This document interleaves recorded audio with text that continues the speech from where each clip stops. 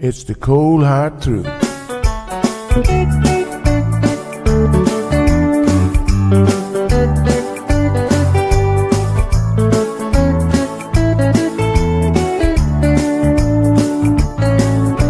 Everyone really want to know what's going on with her show. Just get on the air and you will know it's Sandra. The queen of the mile road is here, helping people from everywhere. Get on the phone and you will hear Sandra. Now she will tell you how it goes, but don't you ever step on her toes, 'cause you will hear the cold hard truth from Sandra. They say she's the hero in town, helping people from all around. You get a call, your money is found, it's Sandra.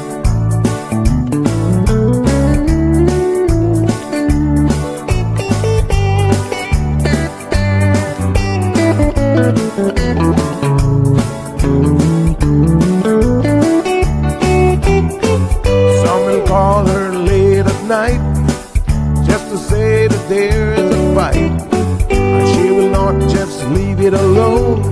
She'll get up and call on the phone, and when politics starts on her show, everyone really wants to know the way the things will really go with Sandra. Some will start to criticize, get on the show and tell pure lies, but soon they will realize it's Sandra. When they start to argue again, she'll pull the heads to the wind, and soon you will be a friend of Sandra. 'Cause every day everyone wanna hear from Sandra. Every day everyone wanna hear from Sandra. 'Cause every day everyone got to hear from Sandra. 'Cause every day everyone got to hear from Sandra.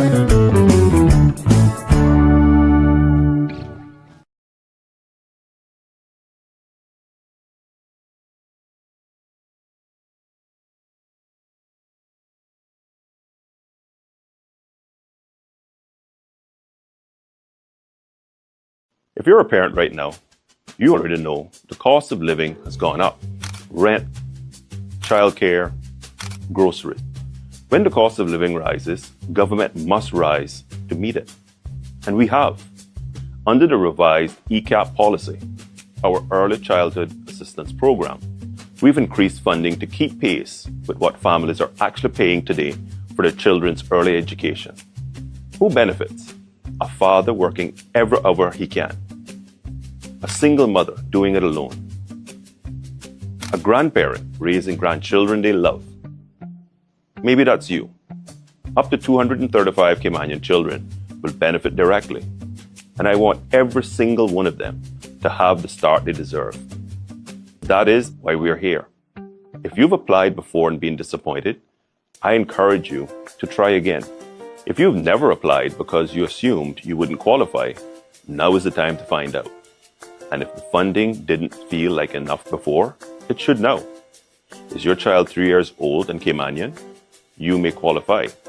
Visit us at moeapplications.gov.ky and apply for the 2026-2027 academic year.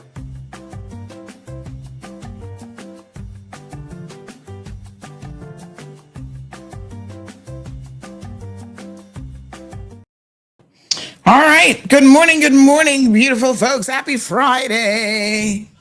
Can you believe it? It is Friday. Yes, it is. Happy Friday. And we're switching things up just a little bit this morning in the studio.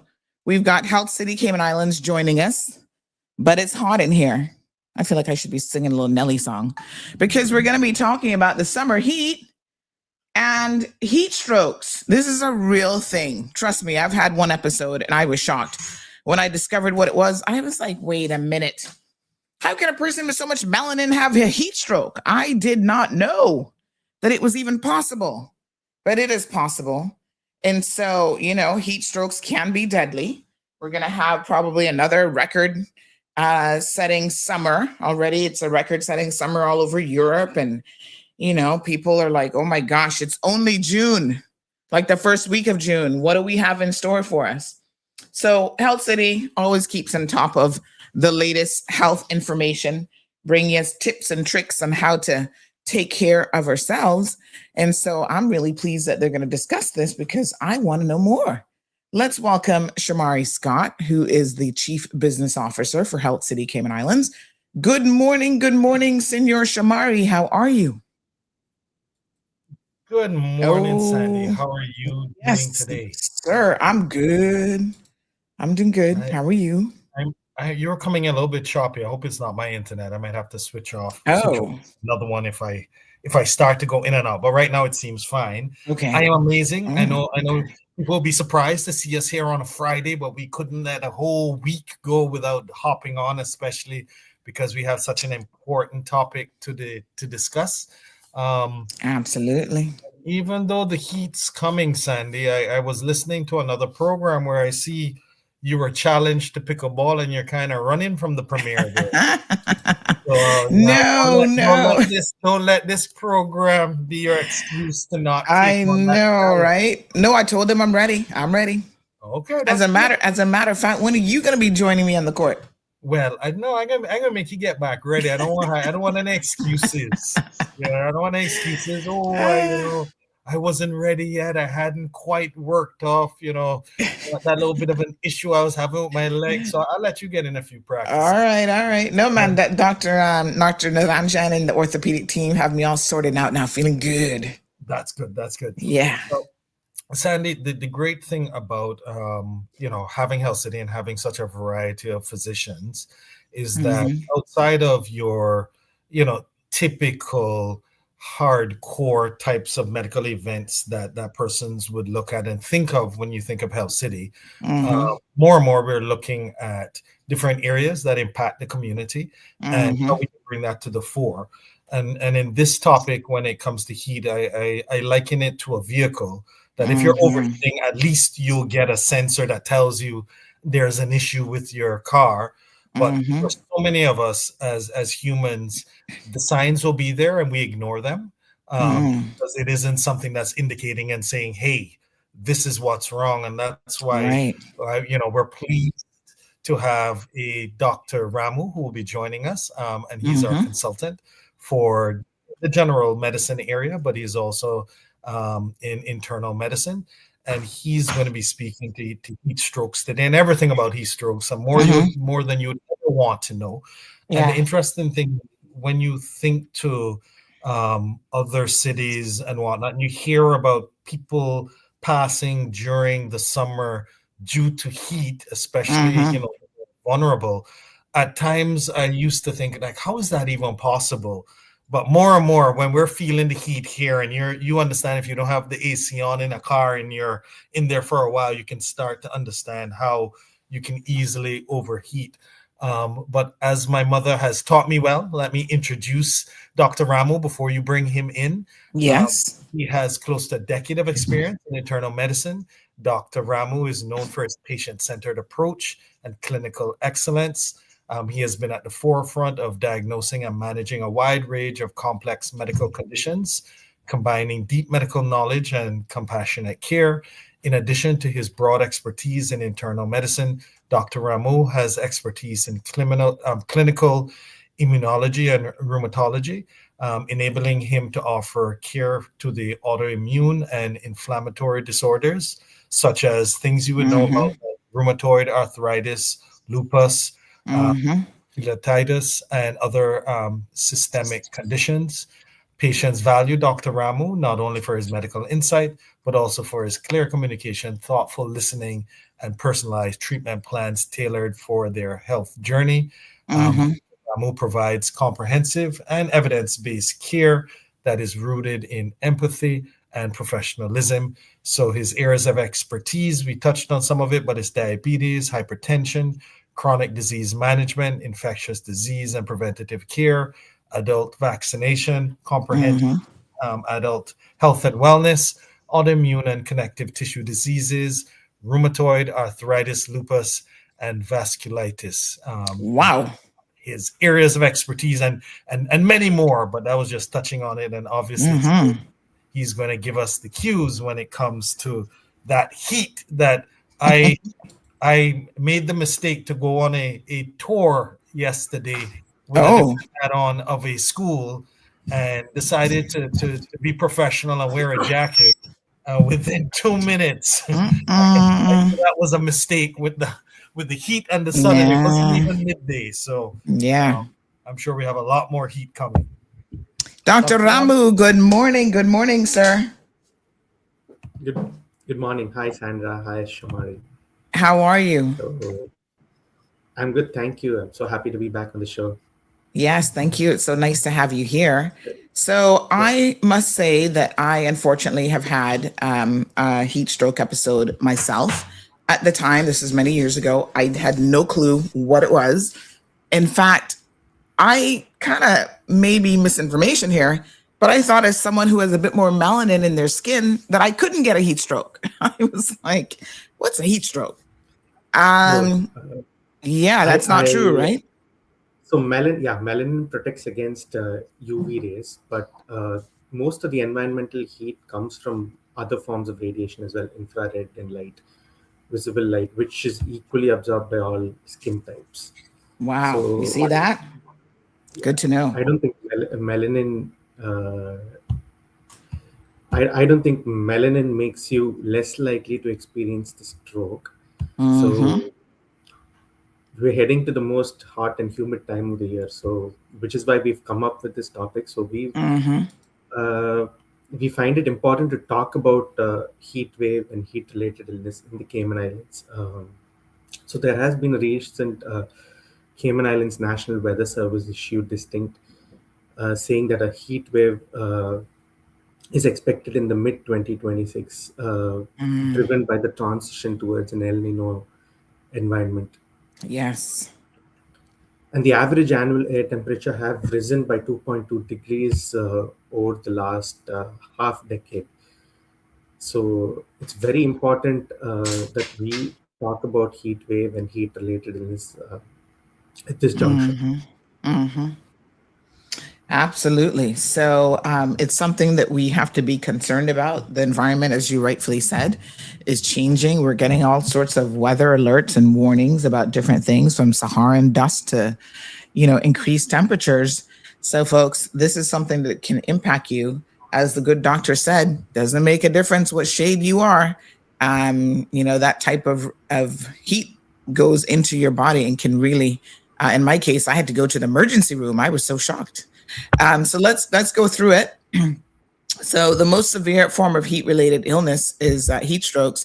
And this is something that can, if not caught early enough and rectified by medical professionals, can actually kill you, to be very clear. Yeah. Okay. So yes. Go ahead, Don.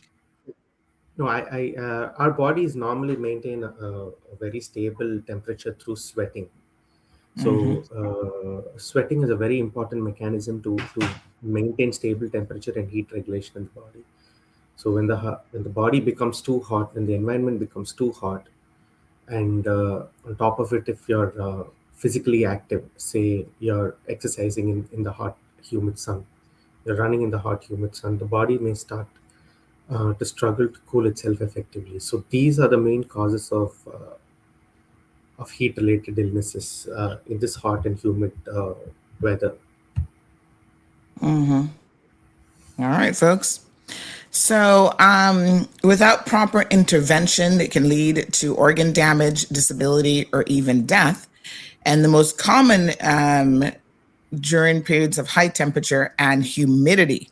What's the difference between high temperature and humidity, just so that we can understand that? Can you go outside and there's overcast and you still get heat stroke? Yeah. So Humidity is the amount of water that is moisture that is present in the air. So, so because warm air can hold more vapor than cold air, the temperature, especially an island like Cayman, which is cooled by the marine air. So the more the humidity, the more the body loses fluid and it struggles to maintain the thermoregulation. So public health expectation is focused on protecting outdoor workforces because of the high temperature and high humidity.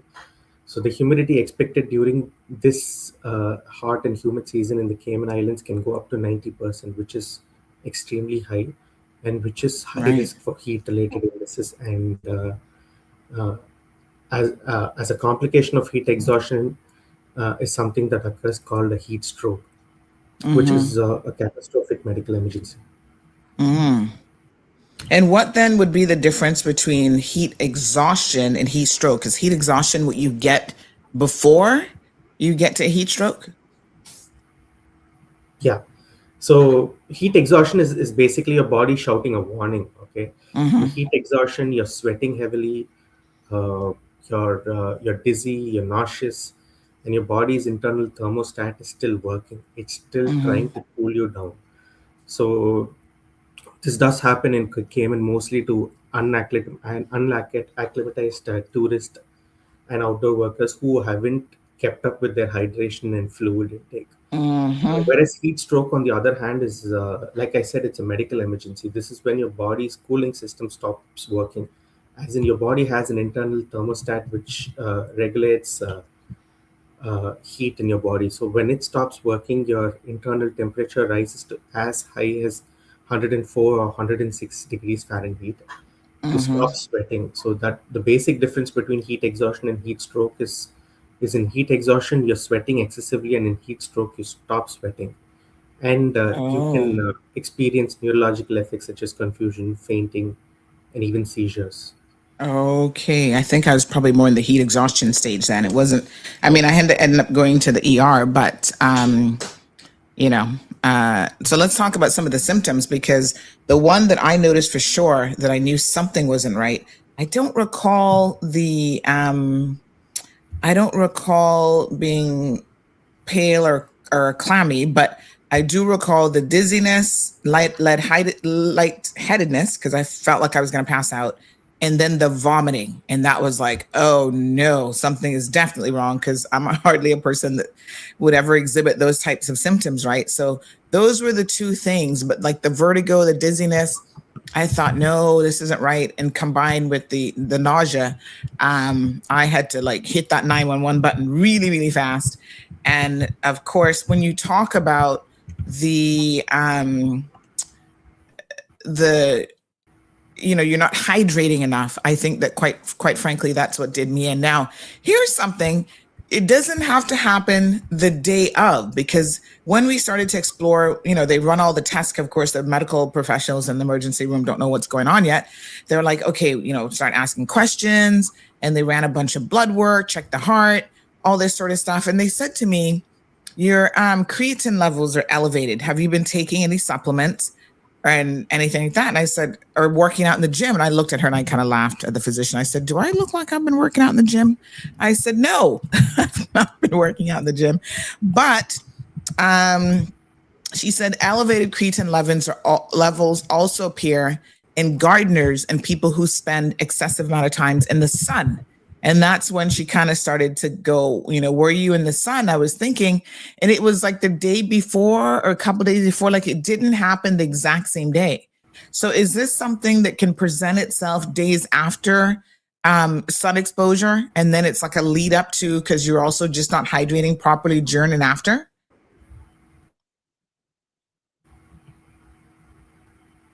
Uh-oh. I think Dr. Ramu might have temporary. There we go. Hi.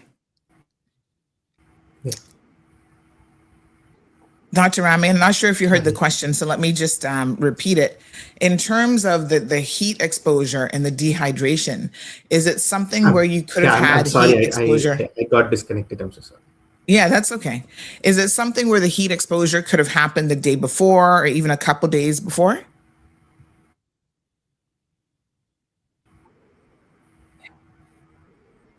I think there might be a delay. Yeah, he's still having some issues. Okay. Maybe, yes, Dr. Rambu, can you hear me? Yeah, I can hear you. Okay. So the question that I was asking is in relation to when symptoms appear versus when you might have been exposed to the excessive heat or the excessive sun.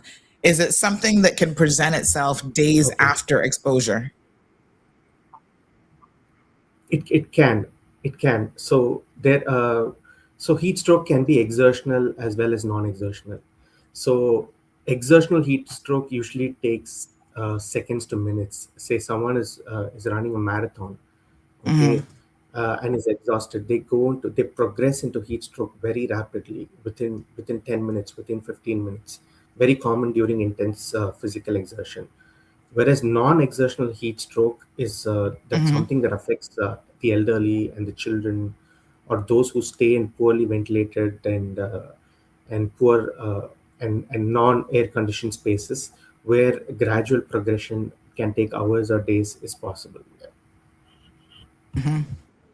All right, very good, folks. 936-2626. Phone lines are open if you have any questions. So again, some of the symptoms of heat exhaustion include heavy sweating, dizziness or lightheadedness, headache, weakness or fatigue, nausea or vomiting, cool, pale, clammy skin. And heat exhaustion can then progress to heat stroke if not treated promptly. So it's important that you notice the symptoms early on. So let's move on now to heat stroke. And Dr. Ramu has already told us this is when now it gets to more severe state where the body temperature has risen to 104 or higher. Wow, that's like a fever. That's hot. Yeah, it's And really let's talk hot. about yes, let's talk about some of the other symptoms, Dr. Ramu, of the actual heat stroke then. Okay. The actual heat stroke presents with temperatures, like you said, as high as 104, 106. We've seen even 108 degrees Fahrenheit. So, an altered mental state, confusion, neurological symptoms such as slurred speech, seizures are symptoms of heat stroke. Mm-hmm. Uh, A core body temperature of 104 degrees is crucial to diagnosis of heat stroke. A rapid Mm-hmm. heartbeat, a rapid breathing, loss of consciousness, irritability. These are all other symptoms of someone who's progressing from heat exhaustion to a heat stroke. Mm-hmm. Mm-hmm. Very good. Now, when you get to this stage, is this the sort of thing that, your neighbor can help you with, your friends? Or when you get to this stage of a heat stroke, do you absolutely have to go to the emergency room? Like it's that severe? Yeah, you absolutely have to go to the emergency room, but it also can the initial part of the care can be given by someone who's not trained but who's aware of the symptoms of heat exhaustion progressing to heat stroke, so that the first aid can be given on the spot. So Mm-hmm. primary will be to move them to a cool or an air conditioned area, loosen Mm-hmm. or remove the excessive clothing. So we see outdoor workers, construction workers, people who work in the heat, wearing heavily thick clothing, heavy thick boots. So loosen and remove excessive clothing is part of primary care, and then Mm-hmm. encourage them to drink cool water as much as possible if they are fully alert. Mm-hmm.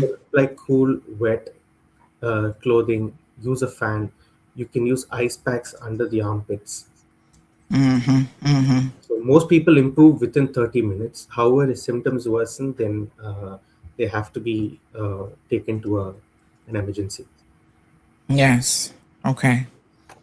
All right. And if you see signs of improvement, is it okay to not take them to the emergency room? or should you still get them, medical treatment as well? Yeah, we just spoke about the warning signs of heat stroke. If any of the warning Yes. signs of heat stroke are present, it's definitely better to take them to the emergency. Okay. Okay. Like we already discussed, confusion, delirium, irritability, seizures, different altered sensorium, loss of consciousness, very high body temperature. Yeah, but if it's someone in the initial part of the heat related illness, such as heat cramps or heat Mm-hmm. exhaustion, then I think initial care, and if they improve, then you can observe without going to the emergency. Mm-hmm. All right. Hello, Pamela Campbell said she was just scrolling and decided to stop and listen. Well, hopefully you are enjoying. She says, what's this all about? This is Cayman Mall Road, a station here in the Cayman Islands, news media. And we have our medical, normally it's on Tuesdays, medical rundown Tuesdays, but they're here on a Friday, Health City, Cayman Islands. So Ms. Pamela, if you're overseas, you might want to go check them out. Check out their website. And they're here to educate us about heat strokes today. So this is quite an important topic. As Dr. Ramu said, we're going into the warmer months now, the summer months. And of course, El Nino this year is going to cause, quite a few temperature increases around the globe. And this is something that I think we all need to be on the lookout for. So let's discuss some of the common causes of heat stroke, which can include, but again, some of us think, well, I wasn't really in the sun, but listen to this, folks. Prolonged exposure to high temperatures, which that can happen indoors too, right, Dr. Ramu? Like, I'm thinking about it. You don't need to necessarily be out in the sun. If you work in, say, a construction zone or a place that doesn't have air conditioning or proper ventilation, you can still be exposed to high temperatures without direct sunlight. Yeah, absolutely. You can be exposed to high temperature even without direct sunlight.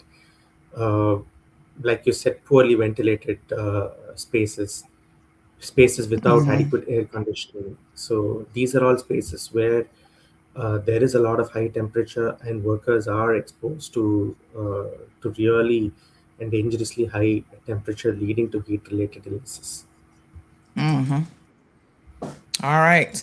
And then we have high humidity levels, outdoor work or exercise during peak heat. Let's talk about this because I'm always shocked. We know we live in the Caribbean, and I'm always shocked when I see people running like 12, 1 o'clock in the afternoon. Is that really a smart idea? That's like the hottest time of the day. Part of their jobs demand running around in the sun, wearing heavy and restrictive clothing, wearing heavy boots to protect themselves from whatever occupational hazards they're prone to. So it's very important to first be prepared for the hot and humid climate by keeping yourself very, very well hydrated. By wearing light colored clothes instead of dark colored clothes, which can attract more heat.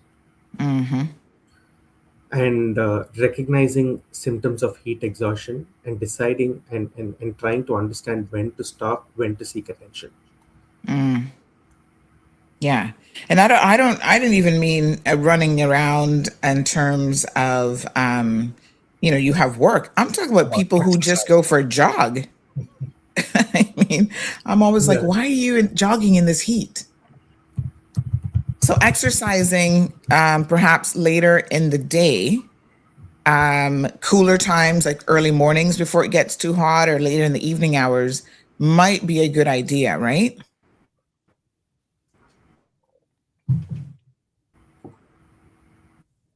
I think there's a little bit of a He's yes. But I still, guess what? Yeah. It's still our 12th anniversary, and I still have prizes to give away, Sandy. Okay. So how about I ask one of the questions now to see, but it's not about this program, so hopefully people are aware and listening, because I still have those wonderful bags to give away. We only gave away 4, so we still have 8 to give away. So I'm going to do 2 on this program, and then probably 4 on next week's program, and then we'll Okay. start up 2 for the week after.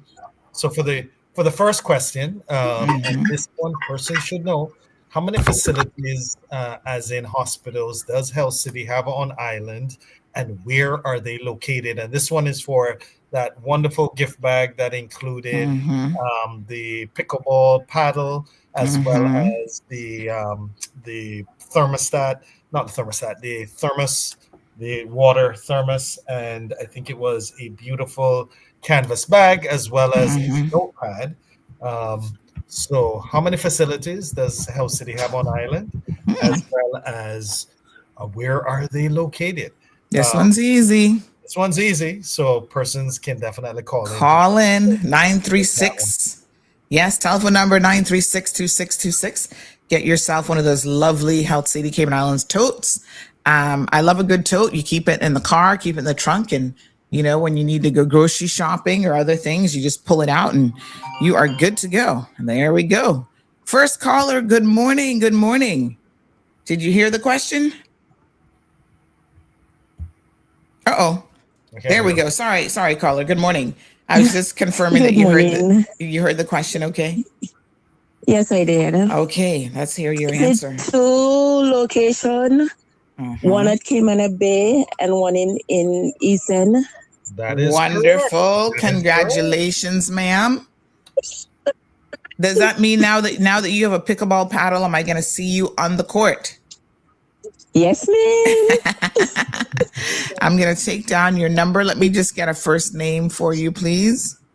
And I'll send Patricia. I'm going to send this over to Health City. Well, congratulations, Patricia, and happy Friday. Happy Friday to you too. Have a wonderful weekend. You're welcome. All right, bye-bye. Thank you so much. All right, we got one more to give away, Shamari. Yep. So I think we'll give that away a little bit later, but that one, so that people can listen in, that one's going to be for the executive health check. And we know people love to get that executive health check. So that's a good one. Start to research things you think I could ask about Health City, so that you can be prepared for when I ask that question to be quick on the trigger to call in. Yes. All right, folks. Make sure you got the number memorized, 936-2626. All right. So, Dr. Ramu, hopefully your internet is okay now. We're having a little bit of difficulty today. But some of the other common causes include inadequate hydration. This is where I'm going to raise my hand and say that I'm pretty sure that this continues to be an issue for me. It is important to hydrate, especially in hotter temperatures. Mr. Shamari, you're doing something there. Is that you typing? I am moving my phone, but okay, just mute yourself while you do that, because I'm picking up the movement. Yeah. Thank you so much. I heard some little movements there. All right. So inadequate hydration. Tell us how much, because this is always a question, because now we know you can overhydrate and that could potentially be a problem. How much should you be drinking, and how does your body signal that you need water? Like, do you get up in the morning and just start pumping in water, or how do you know how much to drink? Okay. So in a hot and humid weather like ours, like I said, your natural cooling system becomes less efficient. So it is recommended to aim for 2 to 3 liters of water daily, unless you have any other reason for fluid restriction as recommended by a doctor. But most healthy adults should aim for 2 to 3 liters of water every day. And active individuals, those working outdoors, those exercising, should add an extra of 500 ml to 1 liter based depending on the sweat rate. So it is important to hydrate yourself throughout the day. It is you hydrate yourself throughout the day rather than just drinking water before going to a workout or during a workout. So throughout the day, you hydrate yourself, consume at least 2 to 2.5 liters of water for someone who's sedentary or light activity. Someone who's active and working outdoors, add 500 ml to 1 liter based on the sweat rate. So these are crucial rules for hot and humid weather. And if you're sweating heavily for more than an hour, if you're doing some activity that makes you sweat really heavily, then switch uh, to electrolytes. Okay, you have electrolyte tablets, you have electrolyte powder that helps replenish lost salt, sodium, potassium, and magnesium. So in such cases, water alone wouldn't be enough. So you need electrolyte replenishment if you're working heavily outdoor or working out heavily outdoor. Like you said, people running in the hot, humid sun for performance enhancements. So Okay. I wonder, when you mention electrolytes, can we first of all tell us what electrolytes are? You mentioned certain things like salt and other things, right? And the first question is, what are electrolytes, and should we try to take them as part of a regular hydration and just regular hydration and nutrient dense day, or are electrolytes something that most people need, or just plain water is enough? I'm not sure that I've really ever understood what electrolytes really are. okay, so electrolytes are essential minerals that your body needs to function, and the main electrolytes are sodium, potassium, magnesium, and calcium. So as part of your daily balanced diet and regular hydration, you cover most of it. So you don't need it for someone uh, who is who's leading an active life, consuming good hydration, and eating throughout the day, not fasting, and maintaining a balanced diet. But someone who's working heavily outdoors, who's working out in the hot sun, who's doing performance enhancement, do need added electrolytes, which are available over the counter as tablets or powders, which you can reconstitute in your water and take every day. All right, very good to know. I think I need to get me some of those. Other things other than what we've mentioned so far in terms of common causes of heat strokes, wearing heavy or restrictive clothing, certain medicines that affect the body. What kind of medication are we talking about? Antihypertensive medication. There are some blood pressure medication, okay, which work by means of secreting a lot of sodium in the urine. They're called diuretic tablets. They're given for heart failure as well. So these are medications that can put you at risk of developing a heat-related illness or heat exhaustion or even a heat stroke. Okay. Well, that's good to know, because guess who never knew that one either? Wow, learning so much. Because there's a lot of us taking those blood pressure medications, honey chill. And ability to regulate your body temperature. Now, are there some people who just have an issue with regulating their body temperature, like they may have a pre-existing situation happening?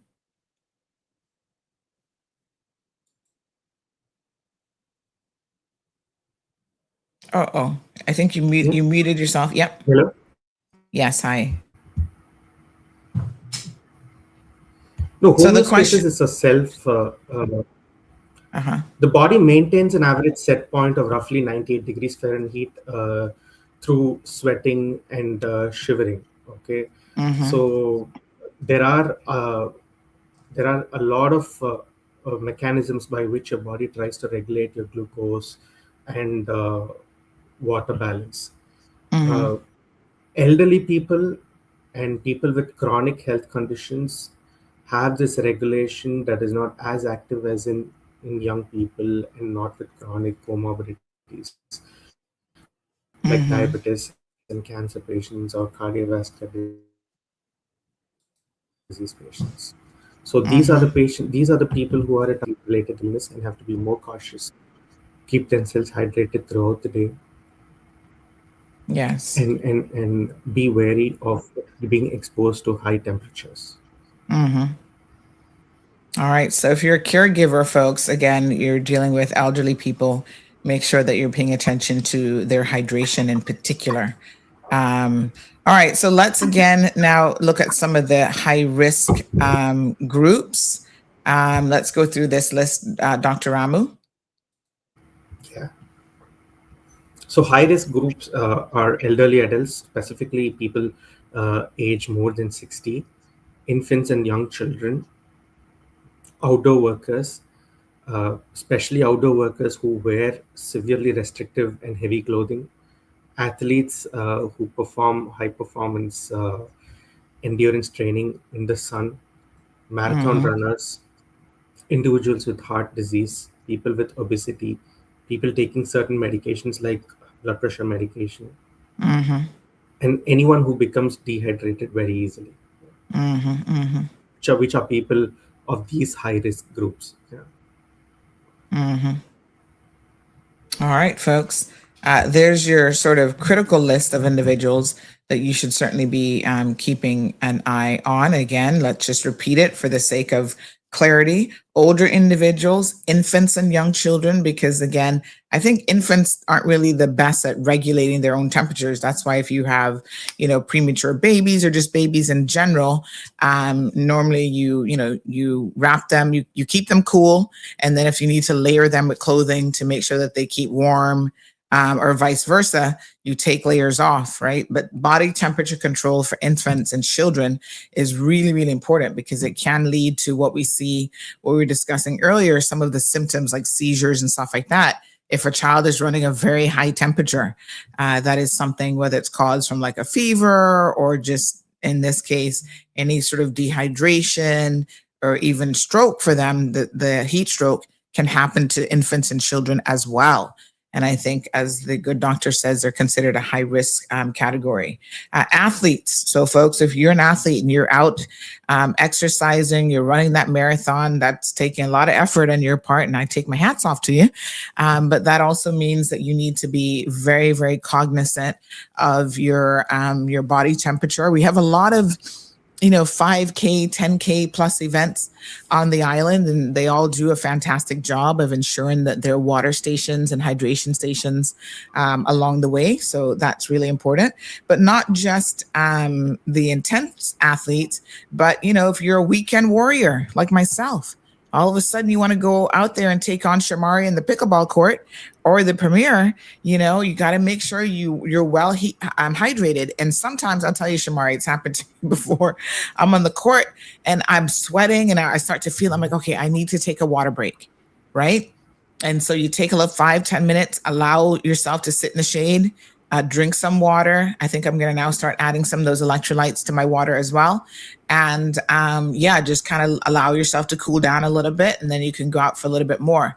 But also deciding, when to do that activity.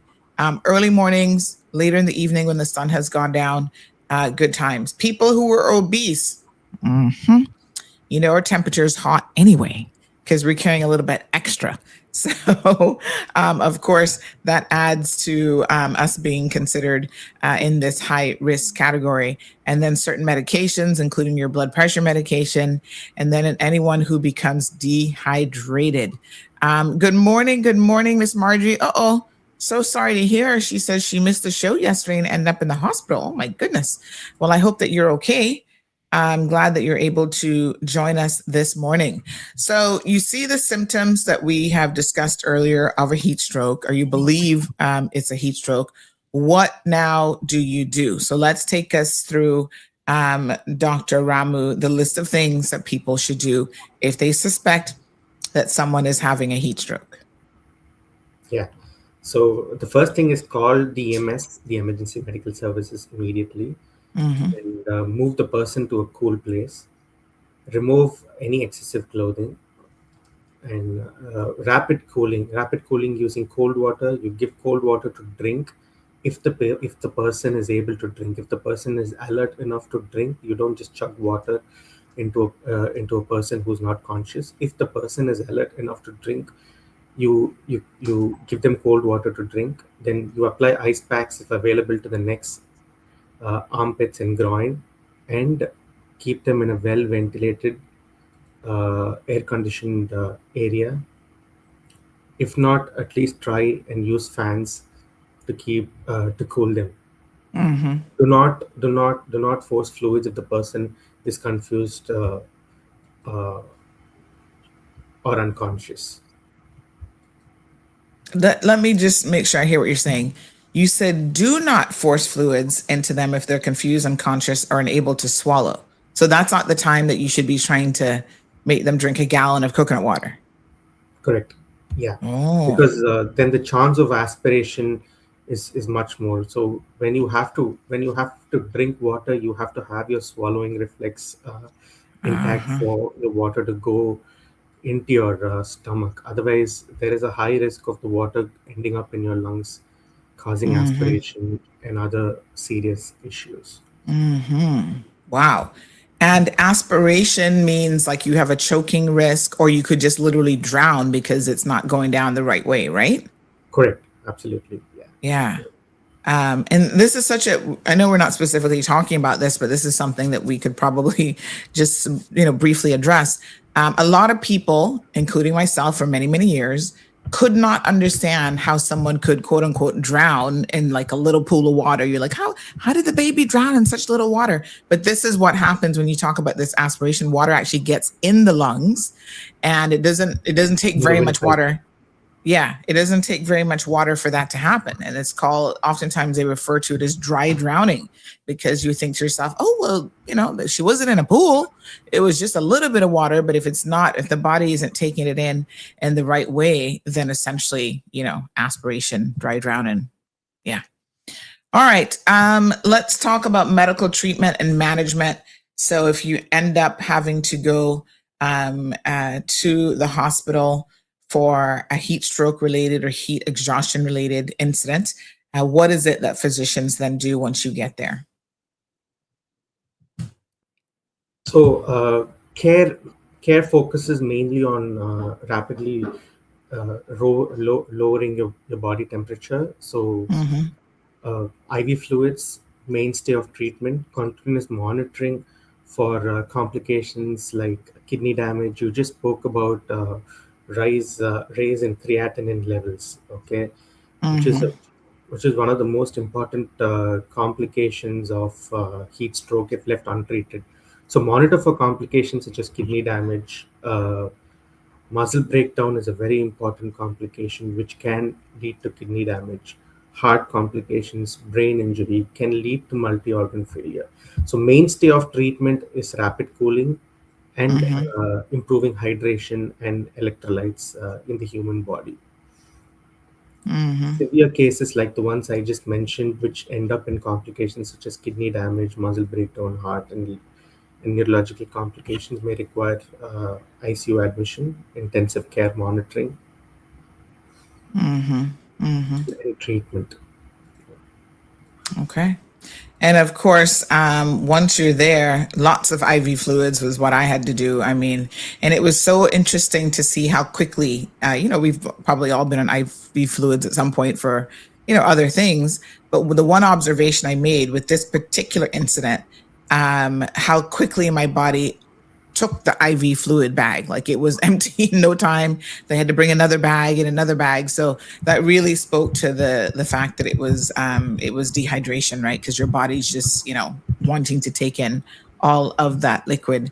Some complications if it's left untreated. Let's go through this list that we have here, including kidney disease, which is very, very serious, but there are other things that can happen as well. Yeah.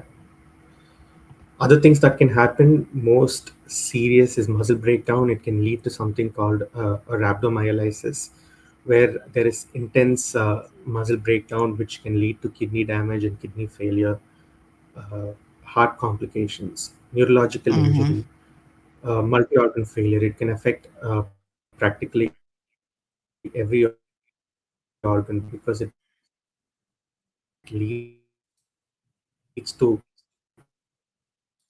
Mm-hmm. intense dehydration, kidney damage. And while talking about this, I think we did partially speak about signs of dehydration. I find it Mm-hmm. important to stress that common signs of dehydration, physical signs in adults include extreme thirst, dry or sticky mouth, chapped lips, or dry eyes. And the color of the urine, a pale yellow color or a clear urine indicates good hydration. A dark yellow or a lemon or an amber color urine suggests severe dehydration. So that is a very good indicator of hydration status in adults. And dizziness and cognitive changes happen in severe dehydration. Right. All right. So as we start to go into the wrap up stage, and we're going to do one more prize this morning, folks. That's going to be the much coveted Health City health. Oh goodness, help me out, Shamari.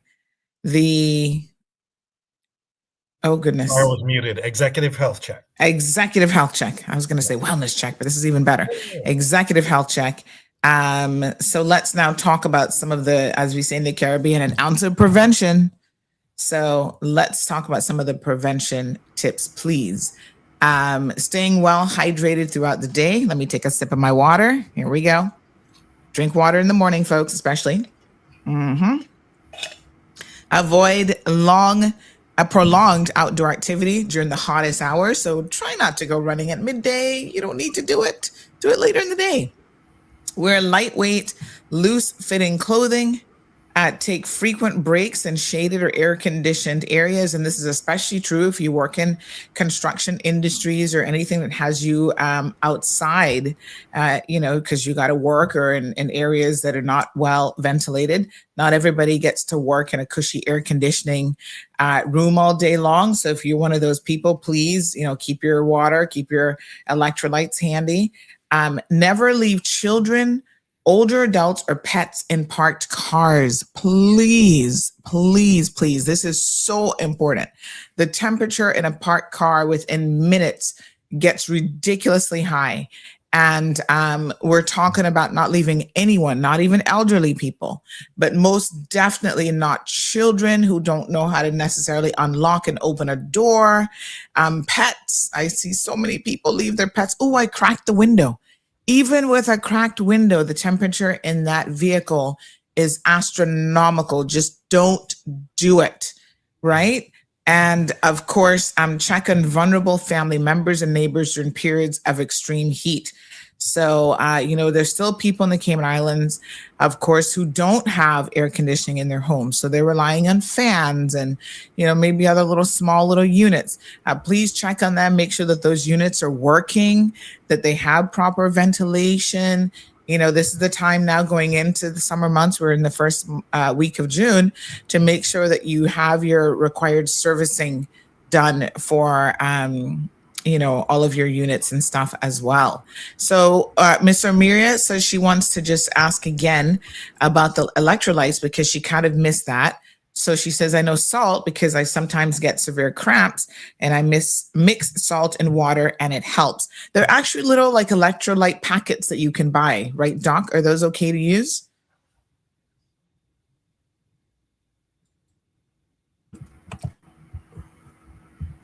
Yeah, they're Can you hear me? Yes. They're absolutely okay to use the electrolyte tablets and the electrolyte powders that you get over the counter. But like I said, they're not a must. They're not a must in people who have a sedentary lifestyle, who have a regular active lifestyle. Okay, when you should use electrolytes is when you're going for strenuous exercise and in conditions of extreme heat and humidity. If you're outdoors, if situations where you sweat easily, and even if you're not exercising in extreme heat and humidity, you can use electrolytes. And most importantly, when you're recovering from an illness such as gastroenteritis or gastritis, when you've had vomiting, diarrhea, fever, where you've lost a lot of bodily fluids, is when you should use electrolytes. They're not a must for daily life. Short, light workouts, plain water is perfectly sufficient. Yeah. Okay. All right. And I'm just having a quick look as we were talking about this here on Amazon, you know, my favorite shopping destination. They have zero sugar hydration, but then they come in flavored packs. I'm wondering, are the flavored packs a good idea? Like what's the flavored pack all about? Just to make it palatable, I guess. Just to make it palatable, yeah. Yeah. All right. Okay. We got lemon, salt, mango, chili, all sorts of stuff available. Raspberry. Oh, I love a good raspberry.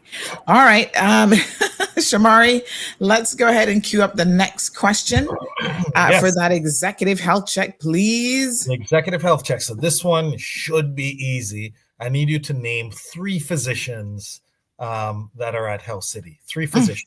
You know, Well, you should know at least one from this morning show. we got orthopedics, we got cardiac, we got pulmonology, we got neurology, we got this is easy. medicine, we got internists, we got. So come on, you got to add at least 3. 936 3 2626. Yep, 3 physicians, pretty easy. Question for you, doctor, while we're waiting on the calls to come in. Can you ask him about pickle juice for rehydration? I see tennis players drinking it when they're playing extreme heat and having cramps. That's because pickles are salty, right? Pickle juice, is that a thing?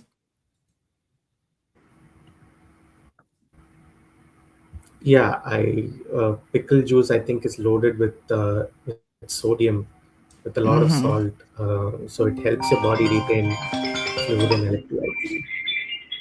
So I think it's okay for someone who's a high performance athlete to take that amount of sodium and potassium unregulated, but not for everyone. Okay. Yeah, pickle juice. Ew, doesn't sound like that would be very appetizing. Let's go ahead and we have another question here, but let's go ahead and take our first caller to see if they can get that, like I said, much coveted executive health check. Good morning, caller. Good morning. Can you name 3 physicians? Dr. Sandy, Dr. Taran, and Dr. Naranjan. What? You know the whole crew. Yeah. We got some of the long-standing stalwarts of Health City. Great job. Yes, congratulations. Can we just get a first name? Celine, congratulations. I'm going to go ahead and send your phone number over, and the Health City team will be in contact with you about how to get your health certificate and the executive health certificate. Congratulations.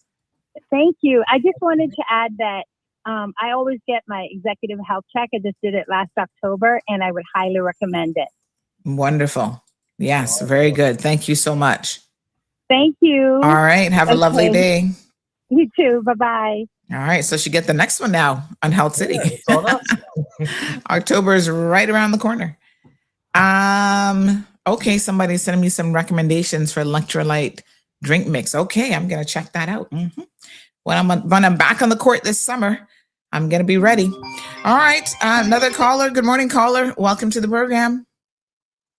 Morning. How are you? Good. We have a winner already. Yes, I know. I just wanted to ask a quick question. Sure. Sorry. For the executive health checks, do they do those on Saturdays as well?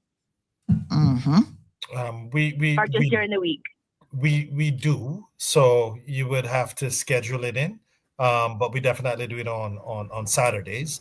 And soon come when we have some additional space, we're going to have a new product where even on Sundays, you'll be able to come in and be able to get your nice. And you guys do the executive health checks at Kaimana Bay location too, right? Yes, we do. That's where the majority of our executive health checks now take. Yes. Okay, I still got mine from Christmas that I need to use. So get in there. Absolutely. Get in there and get that done. Around the corner, so you better come soon. Have a good day, guys. Thank you. Bye-bye. You too. Bye. All right. Yes. Get in there. And in the early days when I did my first comprehensive one, that was actually done on a Saturday. And sometimes some testing, they said, okay, come back another week or so to do this particular type of follow-up testing or whatever. But yeah, everything was great.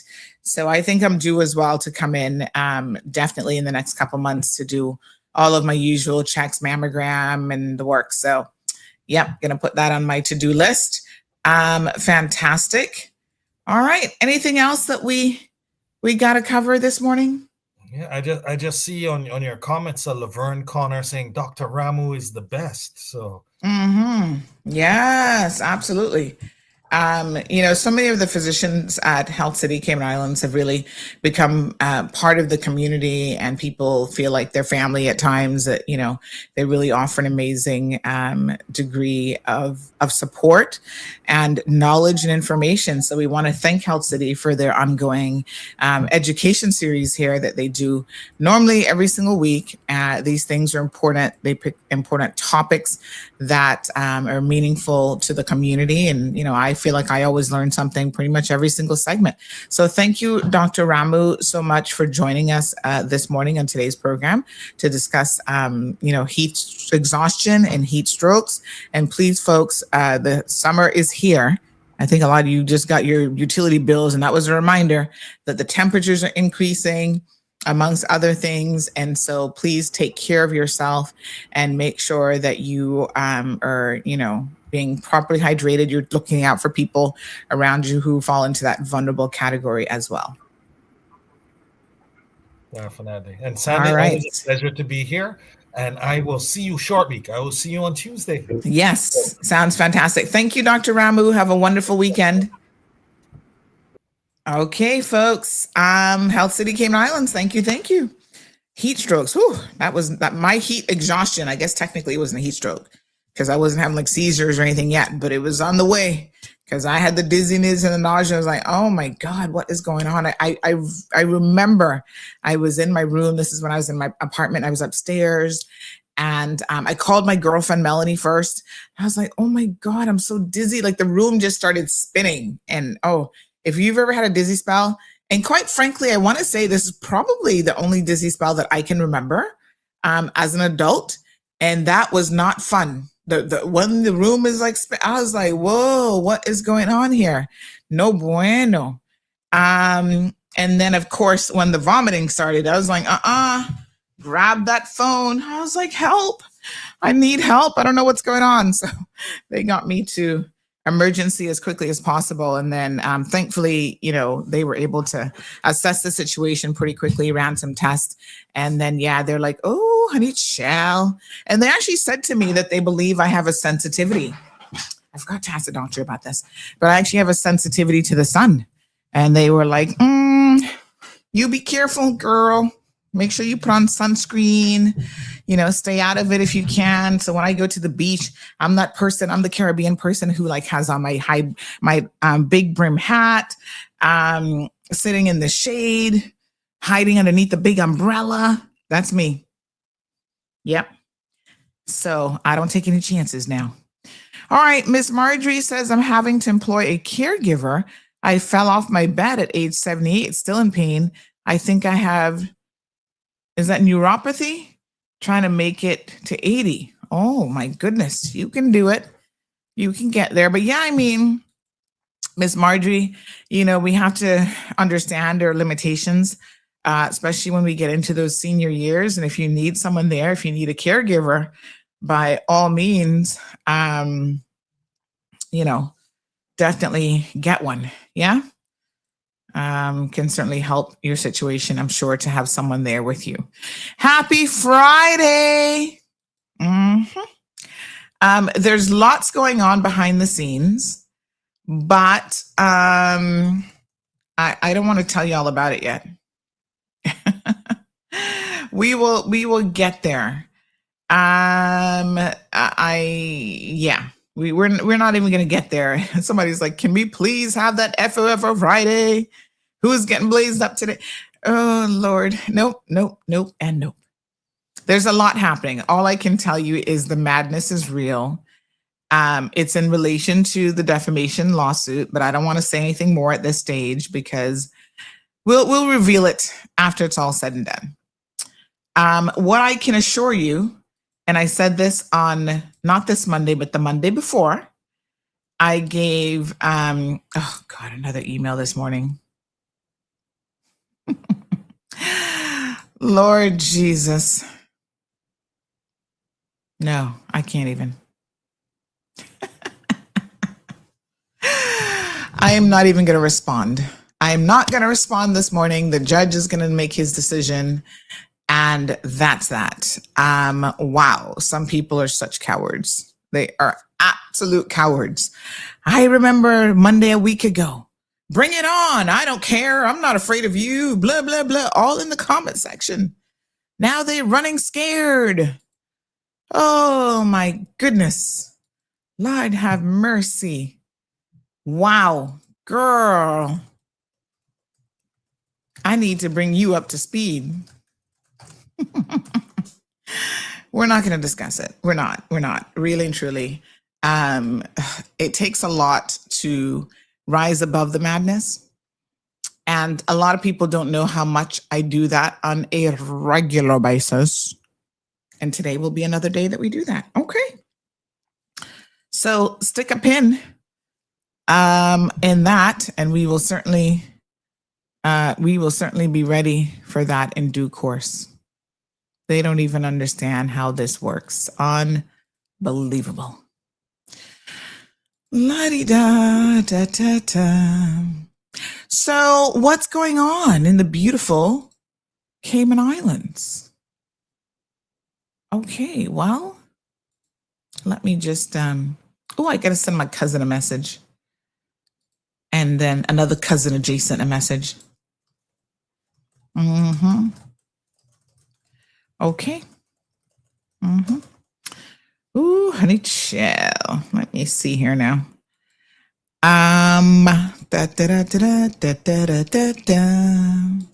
Mm-hmm. Do. All right. Let me refocus because this message just has me chuckling like, what? Huh? Are you crazy? Are you loco? What's going on? Let him out. Chat plenty. Mm-hmm. Duppy know who to frighten. Where's my Duppy know who to frighten song? Hold on. Duppy, pull up. Pull up.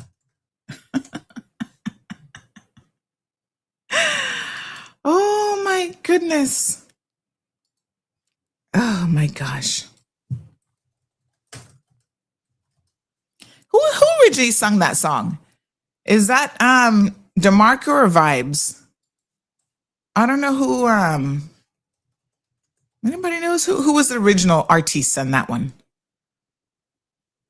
I think it was is it DeMarco? I don't even know. But I can tell you it's a very true saying. Sometimes no, you know what? Let me back up. Sometimes Duppy don't know who they're dealing with. We always say Duppy knew who to frighten, but sometimes Duppy look like they don't have a clue until it comes their way, and then they're like, oh, I don't know what to do now. I'm like, Lord God, me did warn you. Nobody can send them never get no warning. Mm-hmm, honey chill. Let me see. I hope this is a clean version of the song. I don't think there's a dirty version of this song, but you never know because people be dirtying up songs for absolutely no reason.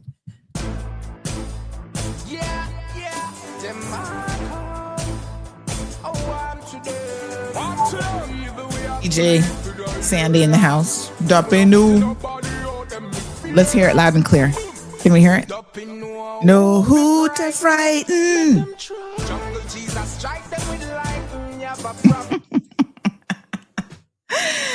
Woo, honey child. Sometimes a song just says it all, you know, it encapsulates exactly what you want to say. Ay, ay, ay, caramba. Good morning. Buenos dias, can pura vida. Sí. Miss Lucille says, tell me is who you're going to expect as an oblige. Let me know. Not quite sure. DeMarco, yes. Danielle, you feel me? Alfred, good morning. I know you can't talk about it, but people need to learn that you can't just run your mouth defaming people's character with impunity. More people should take a page out of your book. Oh, I can talk about it. I'm choosing not to talk about it at this stage because we're going to just let it run its course. And then we'll do a recap at the end. Let's just say that some people didn't know that I was serious.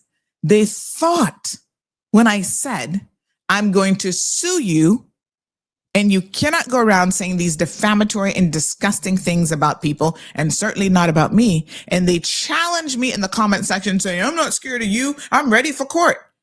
Now they're running. Apparently they're not ready for court. Now they want the judge to give them all kind of special consideration. The judges are not going to be doing that. That's your business. Because even after I warned you and said, step off because I'm going to sue you, what did they do? They went and did another show and repeated the same defamatory statements. So what they thought this was amateur hour, right? Miss Lucille, is that you? Forget about the They thought it was amateur hour. Forget about that one. I'm asking you if you're going to accept an apology. From who? I don't know. You must know who. Tell me. You mean in relation to the court case? Yeah. No, baby. No. Thank you, darling. Yeah. Love you lots, but absolutely not. You can't apologize your way out of this. And you see, that is the problem right there. Yes, so. DeMarco, pull up yourself again. Pull up. What did you say?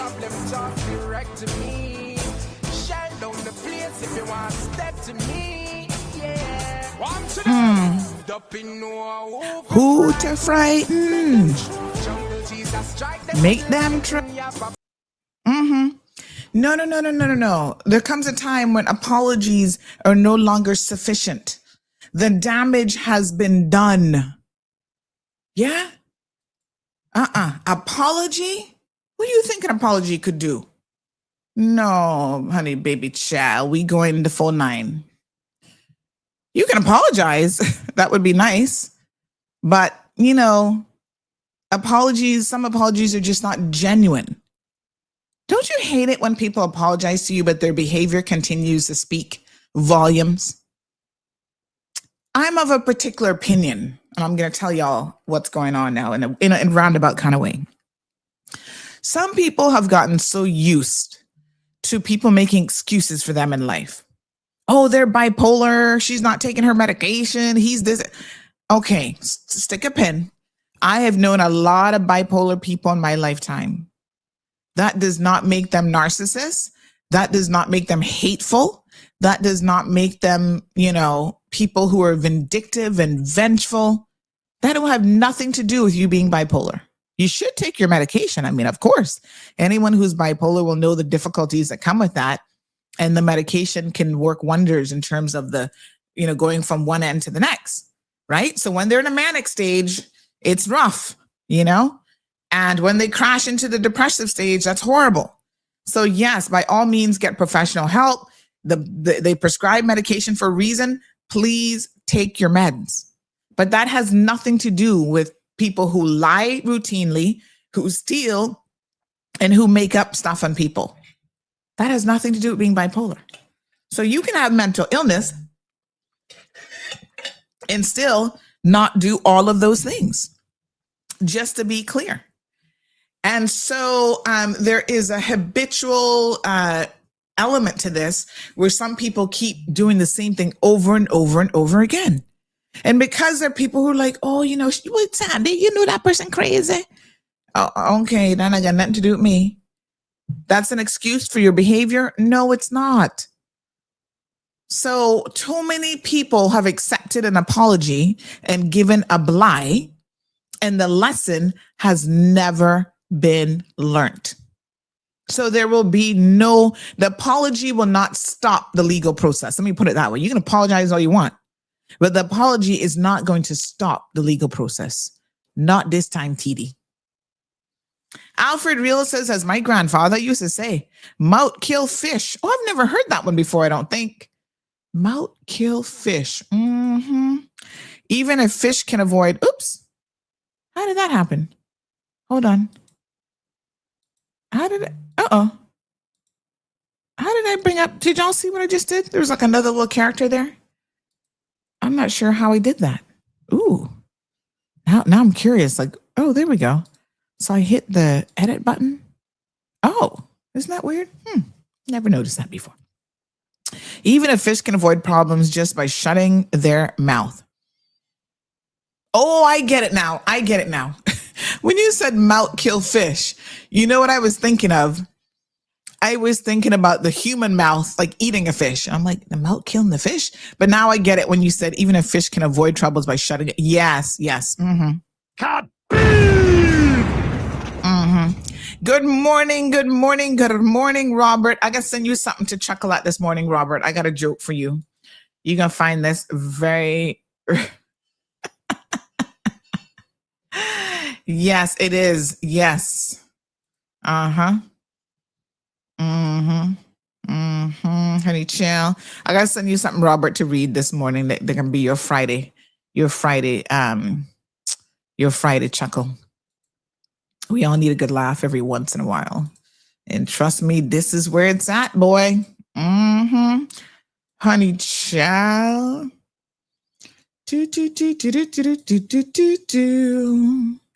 And so I'm not getting back and forth with nobody. The process is there for a reason. And we're going to make the process take its course. All right. Good morning. Play me a God Pick Name by Admiral Bailey. Oh, okay. By the way, this morning there was quite a severe accident. Another one on Walker's Road. Oh my gosh, it's Friday. What is up with you people? Let me post this one up. We had one that ran into the bushes. Big shout out to our good friends over at Recover. So give me 1 second here. Dun, dun, dun, dun, dun, dun, dun, dun. So there's one that ran into the bushes on the Linford Pearson Highway, Honda Fit again. And I am just shocked and surprised. This one, someone was actually able to send me some footage of, and I was just like, what on earth is going on here? It's not good. No bueno. So we posted that one up, but look at how this vehicle ended up all the way in I'm thinking, how? When you see an accident, you're like, how did you end up in it? But look here. You can almost pass it and not see it. How on earth did that end up all the way in the bushes? Oh, my goodness. Tell me now. Whoa. Is it a single car vehicle accident? I don't know. Miss Nomi, good morning. This is pretty wild, right? My God. Can y'all slow down and stop the madness? Now we have another one that's being reported on Walker's Road. That looks like at least 2 cars. So we'll post that one up too. My. Wow. I don't know what to tell y'all except y'all need to take it easy on the roads, man. Oh, I get it. Yes. Thank you so much. Yes, because I've never really heard that saying before. I was thinking about it, like, what does that mean? But here I've got a visual now. Hold on, let me pretty it up with my AI skills here. Just 1 second. Y'all know AI skills on point these days. As these young people say, on fleek. It's on fleek. All right. Hold on 1 second. Yes. We're going to fix that one up. Looks like my phone didn't charge last night. It's like an 18%. So I got to plug that in. We can't be walking out the house without a phone this morning.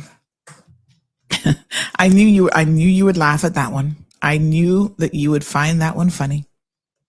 It is humorous. Okay. Hold on 1 second. Let me fix up this little image that I got to bring home the quote. Okay.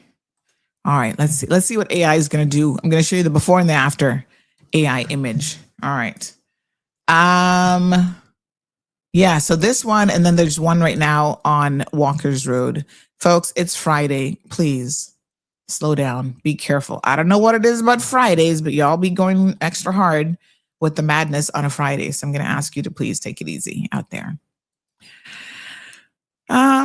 Yep. So I have, oh my goodness. I have been kind of deep into some tutoring at Gigi. She needs to work on a couple things, especially with math.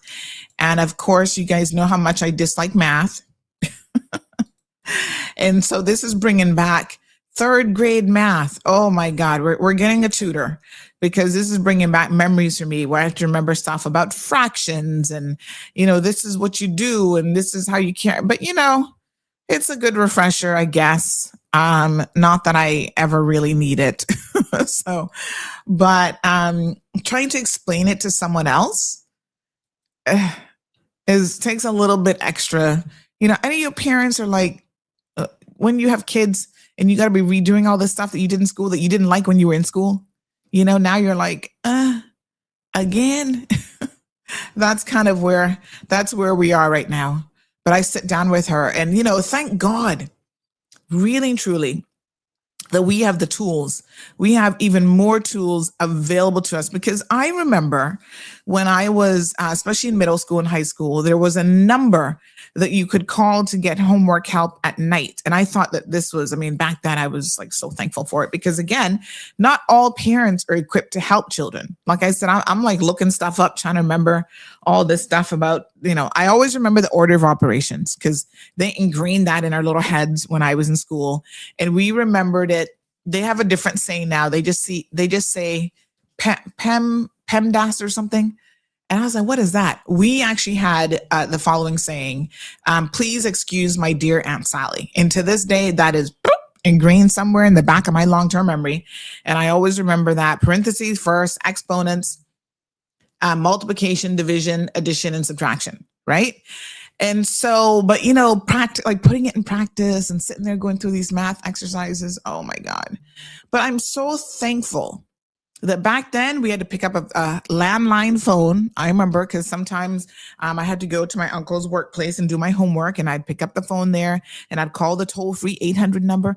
I don't understand how to get to D. This algebra question is so hard. And they would kind of walk you through it. And it was a lifesaver. And now we have so many tools as parents at our disposal, online tools. I think this is amazing. Thank you. So even a fish can avoid problems if it keeps its mouth shut. This is what it means. Don't take the bait. Don't open your mouth and click on that hook. Keep your mouth shut. Now I got it. Now I get the saying.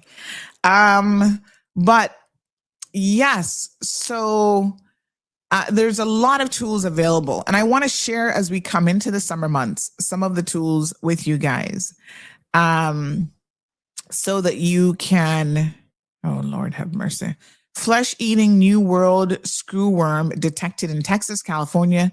What next? Seriously? I'm going to just keep scrolling after that. But yes, we have a lot of tools that are available online. And so I'm going to share with you all some of the tools that I've discovered because listen, summer is here. And one of the big issues around summer is that your kids are going to get this, what do they call it? It's like brain drain during the summer where you're putting them in like fun athletic camps or they're going to do, arts and crafts and all kind of stuff. But they're not, those 2 months, 8 weeks is a lot to not do any classwork. So what I have committed to in our household is we're going to be doing tutoring. We're going to give her like a week of like fun camp. Just 1 week. I'm sorry. We may do like a week of like a family trip, go visit somebody overseas. We might do that. But even then, every single day, we are going to sit down and do math, English, science, that's fine. I don't think science is particularly difficult, but but the math and the English, the foundation, we are going to be practicing. Yes. Do you still want a tutor? Yes. She can have about 5 tutors by the time I'm finished with the summer. We got a session on Saturday. I need somebody to come through for me on a Sunday. Come on through on Sunday afternoons. We need tutoring and we need to make it fun. She gets frustrated. Oh no, I don't want to. Oh, I don't understand. And you know me, I'm like, you need to calm down and we're going to go over this again. Right? I'm like, write it down on your paper. You can write down your little, please excuse my dear Aunt Sally, the acronym, just write PEMDA, whatever S. And then, okay, let's look at it. What are we going to tackle first? There's no parentheses. There's no exponents yet. They're not dealing with exponents in the third grade, but multiplication, division, addition, subtraction. Do you see multiplication? Do you see division? We got to practice. When I say what's 8 times 8, we don't need no delays like, so 8 times 8. No, Bobo. You should know that entire times table like the back of your hand. And so I see that we're not there and now we got to get there. So this summer, it's going to be an intense summer. Yeah, we're going to get it. And I think sometimes, you know, as parents, we need to pull up our boots and we need to get through it. Oh Lord God, the messages me getting this morning. So I'm going to share some tools.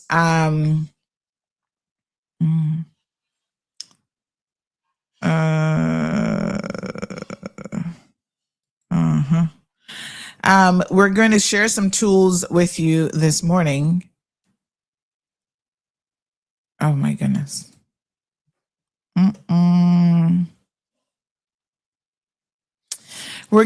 going to share some tools with you that I have found. Now, some tools you have to pay for.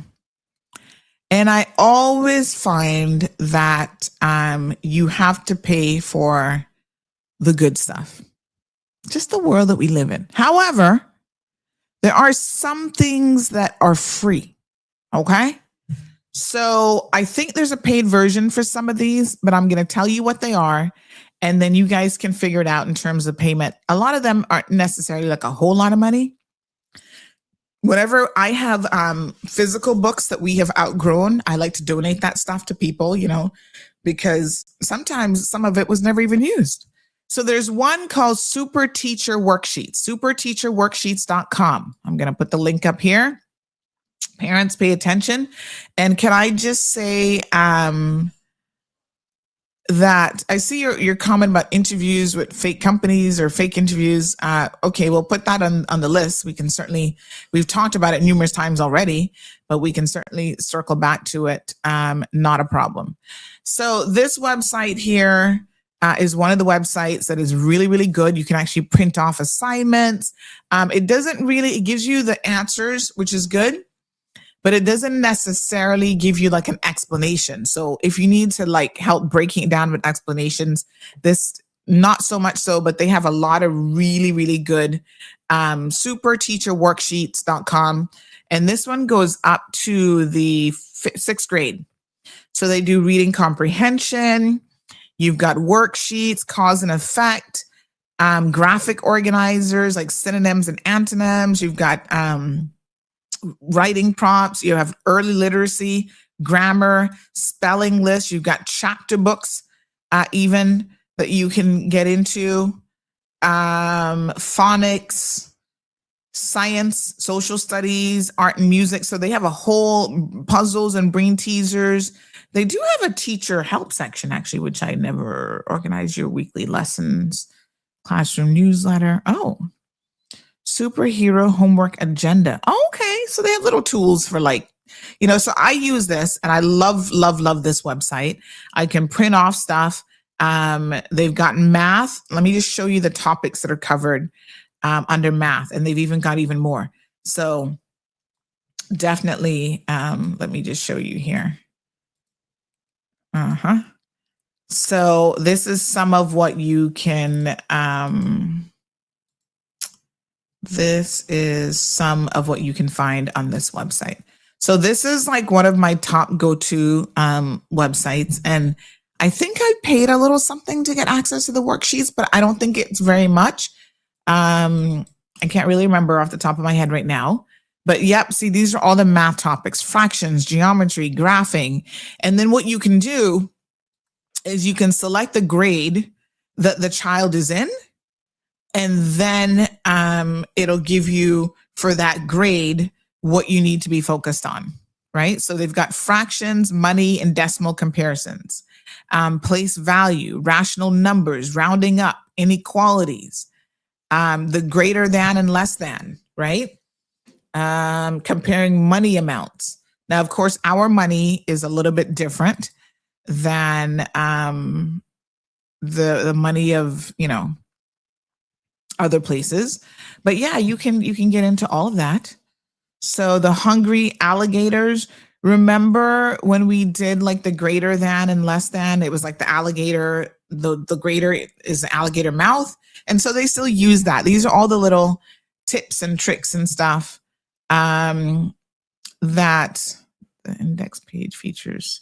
Middle school level worksheets, some inequalities, so all the way up to 6th grade.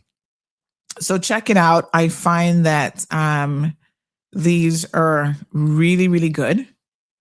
Yep. So as a matter of fact, I'm going to print off some of the greater than and less than stuff for her. So yeah, so this is really good. You can download it on the computer. So let me just show you, give me 1 second here. I'm going to show you guys the screen. Parents, we gotta listen. After yesterday's show, I think it's obvious that we need to pull up our bootstraps as parents. Teachers can't do it all, So the minister is talking about having like a summer school. That's great. But as parents, you guys can do a lot and the tools are there. So here's one, the hungry alligators, greater than and less than, and then your kids can go through, and these are bigger numbers. I'm actually going to print this one off for Gigi and make her work on this over the weekend, right? And so greater than, less than, greater than, less than. And sometimes they make little games out of it so that you can, print off little stuff. And then here's the answer key, just in case you don't know the answers yourself. They give you the answer key to all of these. So mama's going to print this right now. So I'm going to hit that print button and print that one. We're going to do that one this weekend. And so we have ordering numbers, and they try to make it fun. Dancing pigs. So 4 digits. Here's one card sorting game. Here's one order 4-digit numbers from least to greatest. This is good. We're going to print this one off as well. Right. 4-digit alligators. So, yep, they make it, you see how they make them count, some of the numbers are very, very close, like 2,466 versus 2006. Like they got to really look at the numbers and pay attention. These are good because now, focus becomes important at this age as well. Early literacy, building sentences, sight words, right? So we are focusing heavily this summer on math and reading and writing and comprehension. So they've got like writing questions you can do, probability, rounding up. I don't think she started doing anything with probability yet.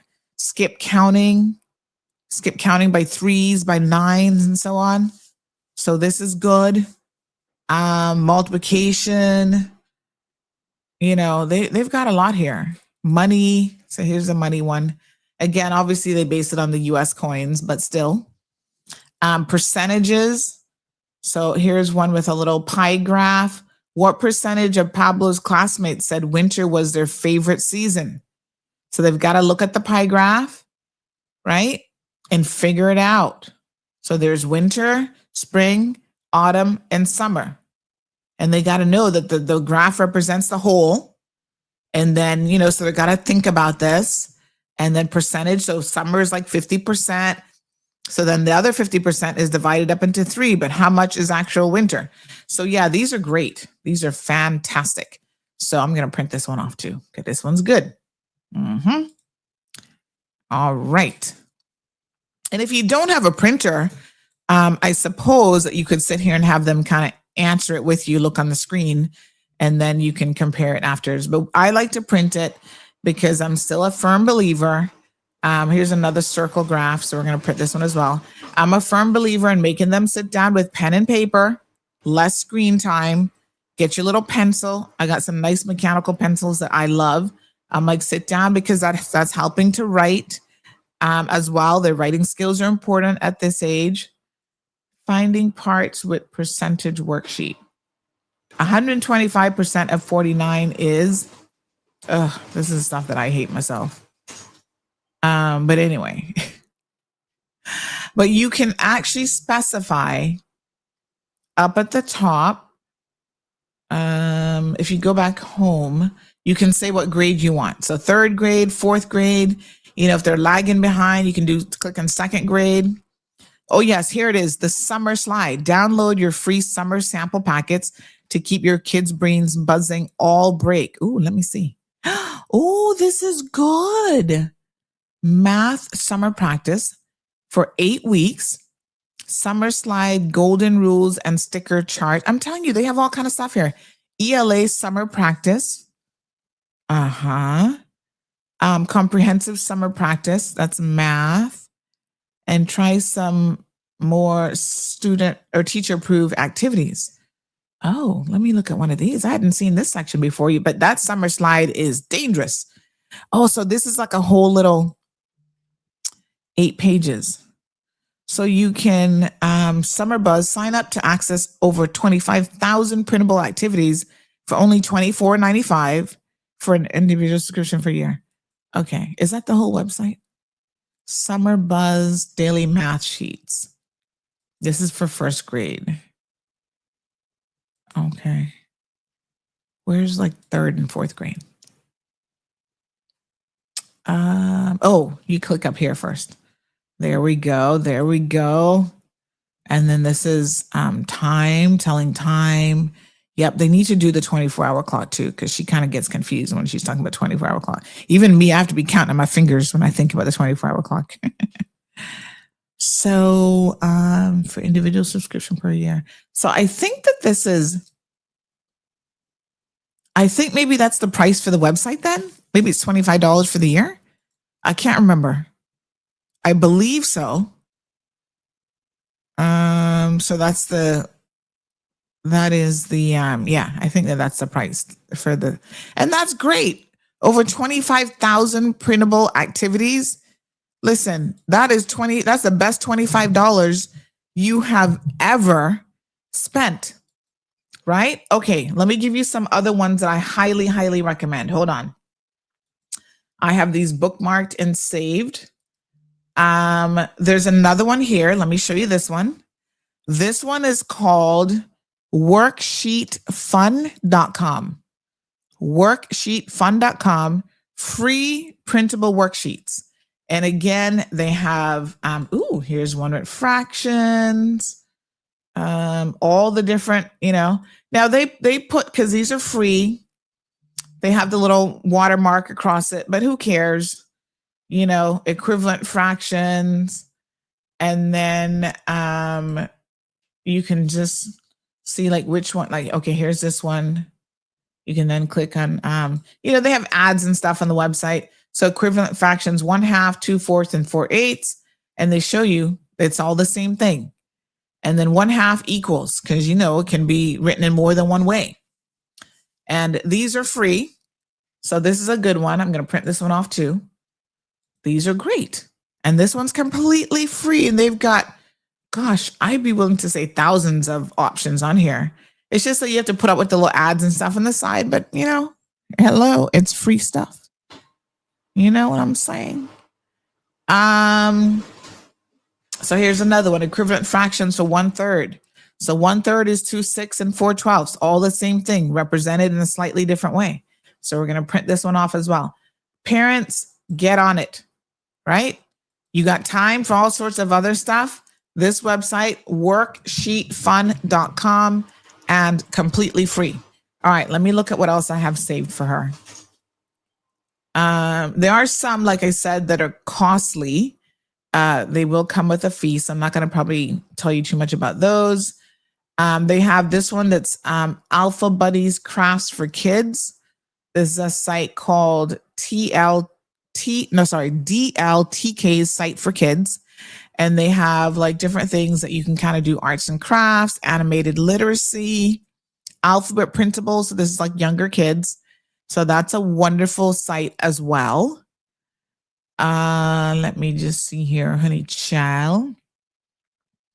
This one, and some of these sites are for teachers, but you know, as a parent, you are a teacher. I mean, let's be honest. That's your number one job, is to be teaching your kids. So this one is called busyteacher.org.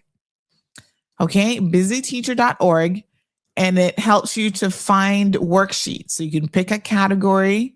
So we have grammar, listening, pronunciation, reading, speaking, vocabulary, writing, teaching ideas, ESL articles, and then they have seasonal stuff. So say, for example, we want to get into pronunciation. We can click that, and then we can click a subcategory: homophones, intonation, rhythm, and stress, tongue twisters. All right, we can look at the top worksheets for the week. So ESL articles for busy teachers, how to teach conversational English, 9 best practices. So they have a lot of things here. I don't think I really use this one that much, to be honest. Talk for a minute. So students practice speaking for 1 minute on one of the topics that they're going to choose by luck. It's appropriate for a conversation class. Songs to study English. So they have stuff here.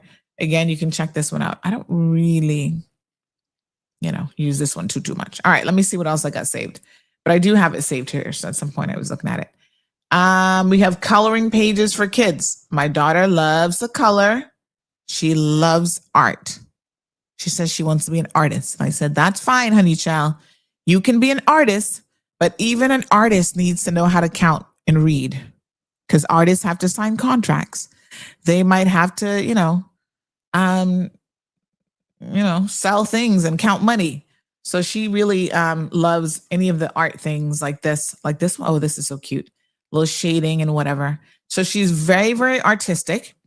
She sees this and then she'll draw it freehand on her own. So of course I want to encourage her to color and to bring out her artistic ability. In fact, they had to do bookmarks this year as an art project in their class, and she won the bookmark for her grade. Of all the different grades, she won for 3rd grade. Her bookmark was it had an iguana.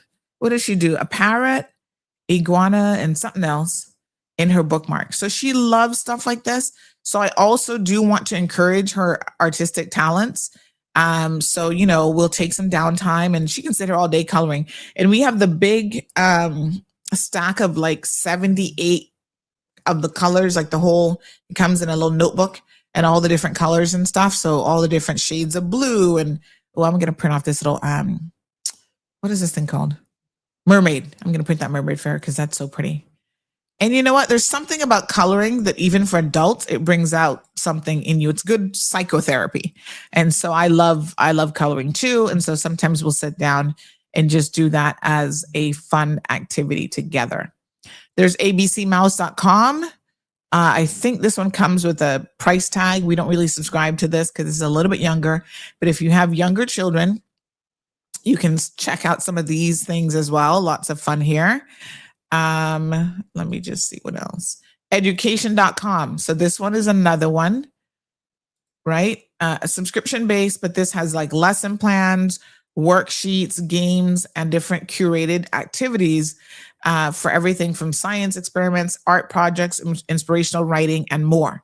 And so every single day now, I'm trying to get her to, you can see here under worksheets, all the worksheets that are available. 1 minute math edition, learning to tell time, tracing basics. Like there's a lot that is here and available. You can download these for free. I feel like I have, let me see. I think I have a login for this already. I don't know. I'll have to check it out. But yeah, so you can, hold on, let me get my login. You can get a lot of resources online at absolutely no cost. And then some of them, like I said, will have a nominal fee. Okay, so print the workshop, 1 minute math, solve as many of these as you can in 1 minute. So you time them. I'm just going to print this one off for her because, of course, she's double digits, but still, you got to keep the brain working, keep it lubricated during the summer. And then they have the interactive worksheet where they can actually sit on the computer and just quickly do it. But like I said, computer time is fine, but giving them, printing it off and giving them good old fashioned pen and paper is still the way to go because you want them to develop those writing skills and stuff like that. All right, 9:20. Good morning, honey child. Let's see. We got Johan who's here. Mr. Amelia says, good morning, honey child. Have a blessed and victorious day. Thank you, ma'am. Appreciate it. Let me see.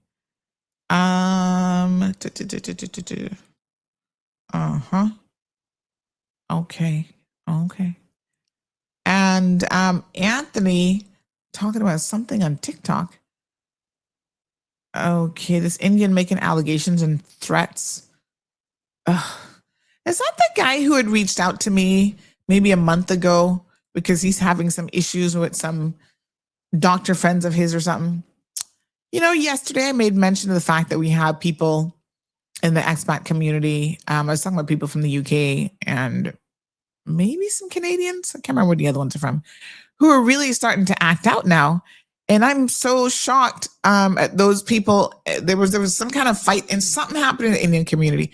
I was trying not to get involved, right? Like, honestly, there's only so much foolishness I can take in a day.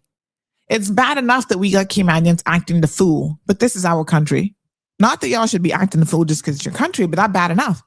When people come here and then they're acting the fool as well, showing their true I'm like, what is wrong with you people? Don't give your people a bad reputation. Go and sort yourself out. Mr. Amelia says, my Tatum, bless your little heart. You are awesome. Who? Me? What a hot mess. Good morning, caller. Welcome to the program. Morning. Good morning, Sandy. Hello, darling. How are you? I am fantastic.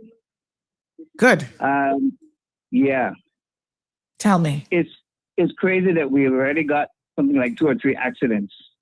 Right? And it's not even 10 o'clock. But then again, today is Friday. And people just drive crazy. I'm driving on the road and I had about 4 near misses. And this is people coming out of a side road or coming out from a gas station, and they're coming into a 40-mile-an-hour traffic, but yet they're going to come out and drive 10 miles an hour. That's ridiculous. Anyhow, that's not really what I'm calling about. What I'm calling about is I find it very ironic and disrespectful to the Caymanian employment on Radio Cayman. I mean, this is a Cayman radio station. So I would think that you would have Caymanian announcers there, irregardless of whatever the situation is. Okay. I say that to say this. There is, and I have nothing against Jamaican people. I have lots of Jamaican friends. But we have a husband and wife here on island from Jamaica. The husband works with the DPP's office as a prosecutor. Okay. The wife works at Radio Cayman as an announcer. Oh, really? Broadcaster. Okay. Yeah. Her name is Basilia Barnaby Cuff. Okay. I was just reading something that she has posted on TikTok, which is really disrespectful. Oh, really? Like what? Give me an example without obviously using any profanity or anything like that. But what is she posting? No, there's no profanity. But you know, she was just talking about how Cayman is so small, and why is it so expensive, and she has many friends here from Jamaica, but she don't even see them in the supermarket. But how are they eating if they're not in the supermarkets? Well, it is so stupid because maybe at the time that she go to the supermarket, they've already been there or they go after. Yeah. But yes, Cayman is a small place, and 9 times out of 10, you're going to buck up in somebody 2 or 3 times, for the day, not even the week, right? But listen, I have Caymanian people here that I see them 1 time for the year, and that's at Pirates Week. I don't see them any other time, not even in supermarket. So I think when people come here, they need to really respect our way of life, our culture. And what I really hate to hear on Radio Cayman is this disgusting patois. I mean, I understand what it is because I went to school in Jamaica in the early years. I have lots of Jamaican friends, but that is not part of our culture. Quite simple. Anyhow, I'll leave you with that. Have a fantastic Friday and a great weekend. All right. Thank you so much. I appreciate it. I mean, oh my God, is this another accident again involving a school bus? Lord Jesus. Y'all have got to be kidding me. Where's this one? No way. I'm trying to see where this one is. I'm trying to identify this building. Oh my God, what is going on today? NOSA? So listen, I don't know how to feel about this. I think that Radio Cayman, yes, it is obviously a government station, but it has always had foreign accents on there. I mean, what's the Fuller name? Carsley Fuller or something? She's from, where are they from? The Fullers are Canadians? Carly Fuller, something. But anyway, they've been here a long time. That's a foreign accent. I don't know that we have enough Caymanians that are into, I don't know. I mean, I don't know how to feel about this because I'm not too sure. That what I do know, I'll take my hat off to Norma McField in this sense that, ooh la la, that would be good. Spanish? Can we do Spanish this summer? I do think that, I gotta show y'all something here in a second. I do think that, I've known of instances where she has gone out of her way to help Caymanians. Now I'm thinking of someone like a Quincy. You know how many chances Quincy got on Radio Cayman? I mean, chance after chance after chance. And there's only so many chances you can take someone when you've got them, or give someone rather, when you've got them on live radio. Because then, you can't take a chance that they're going to have a breakdown in live radio. They're going to be using profanity. They're going to do... So, I don't know. Is there anybody out here? Tell me. You guys tell me. Is there any of you out there interested in broadcasting that has approached Radio Cayman for a job and couldn't get a job? Because, I mean, the top brass over at Radio Cayman are all Caymanians. Miss Paulette has now retired, but we got Norma, who's been there for donkey years. We have Mr. Who was there before Miss Norma? Mr. Loxley. And he's never really left. I think they still allow him to do shows over there. We have Kathy Miller. She's been there for 20 years or something. So even the foreigners that we've had have been there for a long time. Now, this lady, I don't know her, but I have heard of her. And I didn't even know that her husband worked at the DPP's office. That's really interesting. I did not know that, but I do know that when she first came, a lot of people were confusing her and thinking that she was Miss Julie Mango, because I guess they look alike. I'm not really sure. But I don't know. I mean, midday show. We have Chalo. You can't get more Caymanian than that. We've had, who else does the shows over there? OC, he's Caymanian. I think that, listen, as someone who has sat here begging for Caymanians to come forward and do content and do their shows, it's not as easy as you think. You be like, come on, we got a show opportunity, and them Caymanians be like, I'll just come on your show and have a few comments. I don't want to have my own show because that's too much work. I don't got time for that. They find every excuse. So I have to ask, are Caymanians as hungry as some other ones to be involved in media? Now I take my hats off to the ones who are. Aniki Brown has her own Books and Bush Tea show. Chef Brown, but it is hard to juggle these things. And then you've got your regular jobs, your regular lives, and so on as well. Now, obviously, these people over at Radio Cayman are different because they're full-time employees on the government paycheck. I'm not sure how to feel. Lulu says, in terms of traffic accidents, this is because you're on your phone and not paying attention. Do attention to the road. Caller to have near misses. Hang up the phone. Abby says the Caymanian accent is dying off and Ananaga realize it until it's too late. Lee says, Sandy, I saw the video on TikTok, but I don't hear anything disrespectful in it. I mean, I haven't seen the video, so I'll take your word for it. El Ray says, I saw that video the caller's referring to. It didn't appear to be offensive to me. So are we making much ado about nothing? Are we getting offended over nothing? I mean, I don't know. Anthony says the Ogaros have been there since she left school. Dion. Yep, in the late 1990s. Can't be 1090s too. And they are Trinidadians. And she's married to Caymanian. So she long been a Caymanian by now.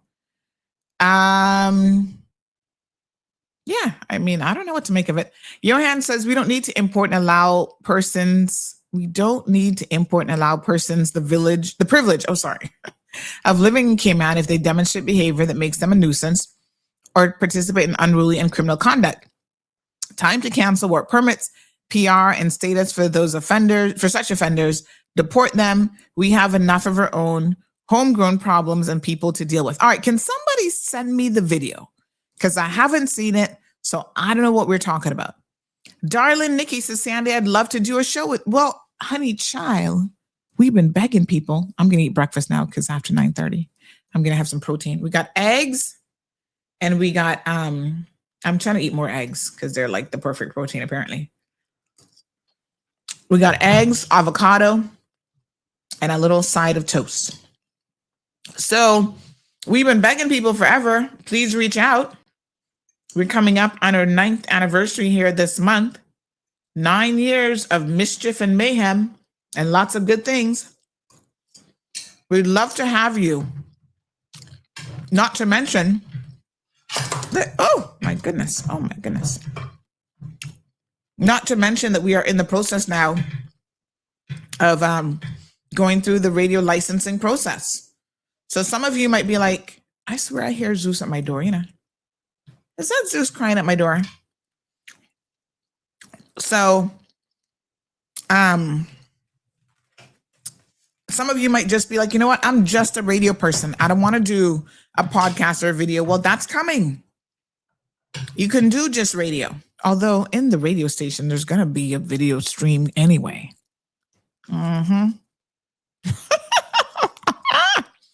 Lulu, stick a pin. Y'all can just force me to talk about this woman today, when I really don't want to talk about her.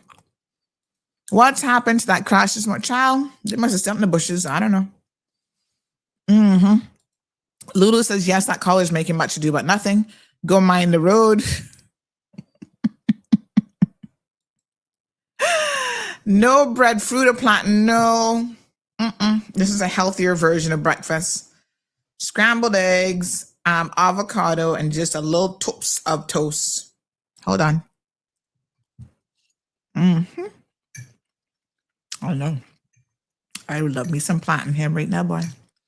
I love a plantain. You see? Cheese on peas. Lulu says we want to see Zeus. I hear him outside making a pound noise, child. He's so scandalous.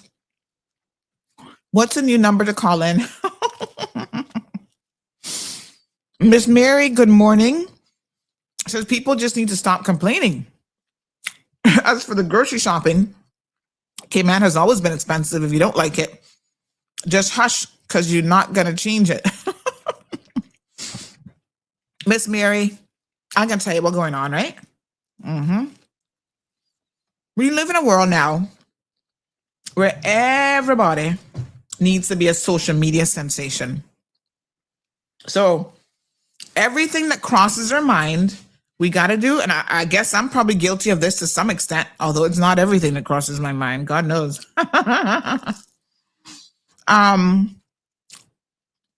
We got to post it on social media and share it with other people. So maybe you guys just need to accept that that is part and parcel of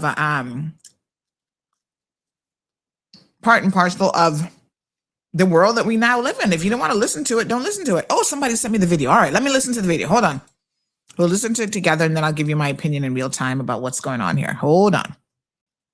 Because I'm not too sure.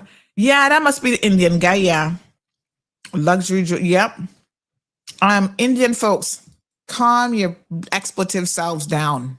Okay, this is not India now. Y'all need to calm down, because the second you start acting stupid and crazy, the Cayman community is going to start to go, no, Bobo, this is not going to work. We don't want you here. I don't know what kind of infighting y'all got going on, whose woman you're fighting with and whose man and this and that and da-da-da-da, but we don't care. Do not bring it, Cayman, not going to tolerate it. You're doing yourselves a disservice as well as the larger Indian community. But somebody told me they believe he has PR already. Jesus Christ. How the hell are we giving these people PR? And of course, they behave till they get it, thinking that they can't lose it. Y'all better hurry up and amend them laws. All right, here's the video. Let's Cayman has got to be the biggest small island ever. I kid you not, and I'm gonna tell you why. So this is the size of Jamaica versus Cayman. So I live in Jamaica and I now live in Grand Cayman. Okay. And ladies and gentlemen, believe me when I tell you that there are persons who live in Cayman who I know, and even though I've lived here for a year, I have never seen them or run into them. I have co-workers that I have never run into on the road anywhere in the island. Unless I purposely try to see them, or I purposely go somewhere where I know they're at, or we meet up or something. There are persons who I know from Jamaica who they live here and I live here, and I never bought them up yet. I never see them in supermarket. I never see them on the road. I never see them at the beach. I never see them ever. We talk, but we never see each other. I never run into them. There are persons here from Jamaica who, which part I see them or where I buck them up when I go back home to Jamaica. What can go so? It is the craziest thing to wrap my head around. As small as this island is, it's big. I don't just run into people. Yes, true. I don't know. I don't get it. I don't get it. So that's the video. But I didn't hear nothing about no place being expensive. Was there another one? I don't see anything wrong with that. Caller, I do believe you're making much ado about nothing, honey child. You're getting up in your feelings, and I'm not sure why. I think, first of all, she makes a true statement. It is a small, big place because, lots of times I don't see people. Although when I go to the grocery store around Christmas time, that's when I be seeing them out and about. Nah. I think you're up in your feelings on this one for no reason. I didn't hear anything about how expensive the grocery store is, so I missed that. But I think she's just making like a lighthearted, fun video to just say, as small as Cayman is physically, yeah, a lot of times you don't see people, and that's true. That is very true, honey child. Lots of people I don't see. Once a year, maybe once every couple of years. I think you're up in your feelings. I can't really support you on this one because I don't understand why the feelings. Sarah says I agree with her. Most only see on 5K runs or races or on social media. Like she said, you can WhatsApp people. You can see them on social media. But to see them in person, that's a rarity. And I agree with that. Alfred Real says most people are staying home and out of trouble. Anita says, I don't see or hear anything wrong with what she voiced. Neither do I. Yep, that's the video, says Al Ray. Miss Lucia says we can make a swap. You send me breadfruit and I'll send you plant. 2 of my plantain trees fell over. You hear Zeus again at that door? Hold on, let me let this dog in because he gonna torment me today if I don't let him in. 1 second. I hear him crying. Oh my gosh, Zeusy. Okay, where you at, Papa? Hi. Hi. Hello, sir. What's going on? Why? Why are you all up in your feelings? Come and sit here. All right, you sit down here. Good boy. Yes. Look at him jumping up. Can you all see him? He just jumped up. You're such a good boy. You're such a good boy. You okay now? All right. All right. Relax yourself. Let me move this pillow out of your way. Sit down and relax. Okay. He has to be right with me. Oh, Lord. He is something else. What you want? What you want, sir? What do you want? You want to keep me company? Don't scratch at my legs. Okay. All right. It's okay, puppy. It's okay. Oh, my gosh. They get so attached to you. Don't be trying to bite my leg. No, don't scratch at mama's leg. He wants me to pick him up. No, you go sit in the chair. Go sit in the chair. I gotta give Zeus his own show. All right. It's a factual video, says Al Ray. The last caller just wanted 2 minutes of fame and his $5 that his friend bet him to call into CMR to have a whole story to distract from Carrie or big butt girls. Red herring. Lulu, what big bonky girls you talking about? Morning, Daisy, joining us in the UK still. How long you there for? Probably he got the hots for the girl and she buffed him. So he's in his feelings, Lord Jesus. There's nothing wrong with that comment, says darling. Nikki, tuned in from Arizona. Hey, Ash, how you doing? All the way from Arizona. Must be hot there. Lulu says, hashtag free Zeus. He's lying down now. He's happy. He just wants to be right by me, honey. Chill. Pick him up. Oh, Lord. Let me finish eating my breakfast first. Is it an anti-Jamaican issue? They're not the problem.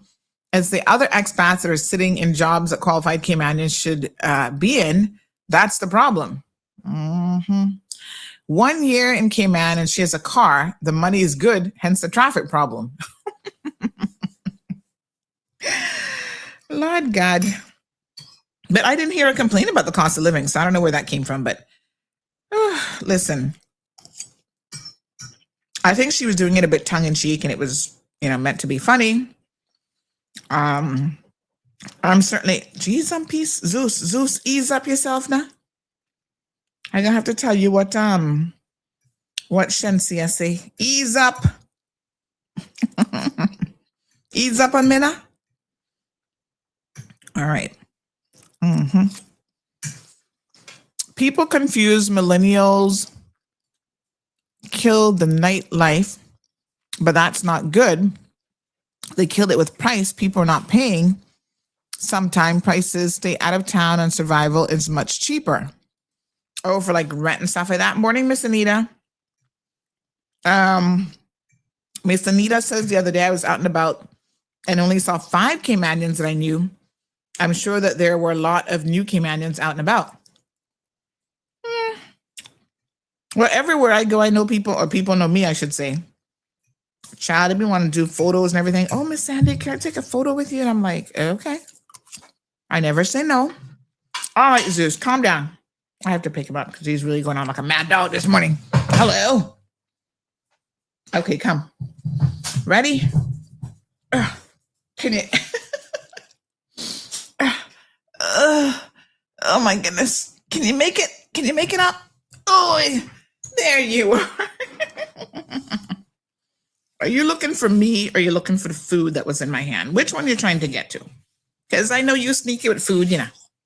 Mm-hmm. Can't trust you around food. Say hello to everyone. Say good morning. Hold on, let me fix him so y'all can see him. Oh, okay. There you go. Look at the camera, Zeus. You look like you're trying to steal Mama's food. You think you're so smart.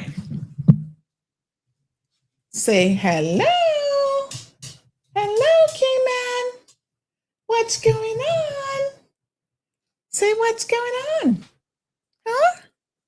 You gonna be a good boy now? You gonna stop all that noise? Are you gonna stop all that noise? Yes, sir. He's lying down on the let me see if I can adjust the. He's looking at my food though. I have my suspicions about him. He likes to steal food. Let me see if I can adjust the camera down a little bit here. Cause hold on. Oops. Yeah. Oh. Hold on, honey, chill. Ooh. Okay. He's literally, this is how I should have it when I'm sitting in the chair, but look at him. Look. He's right here. Oh, my little tweedum. Hi. You're so sweet. You're such a sweetie. You're such a sweetie. Hello, sir. Hi. He has a collar. I think I told you guys about this already with the air tag in it. And so the other day I took him by work. I took him by the office and I heard this thing buzzing. He like looked up like, what the heck is that? And his, the battery I think is starting to need to be replaced. It was giving a little buzzing warning. So I was like, oh my gosh, Zeus, we got to replace your little collar. Not the collar, but we're going to replace the little air tag battery. So yeah, he's such a sweetheart. Aw. Zeus, we're going to eat some turned mangoes later on, okay? Me and you, a little salt and pepper. And I got some vinegar too. All right, take off the messages. Oh. He's literally like where I keep my keyboard, that's where he's lying. He's not that big, you know. I think sometimes he looks bigger than he is, especially when he's got all the hair. He's kind of got his summer cut now. But he's really not that big. He's probably maybe 10 pounds, if that. Mm-hmm. What a handsome fella. Yes, he is. He's so sweet. Mister, I see you trying to get to my eggs. Where you going?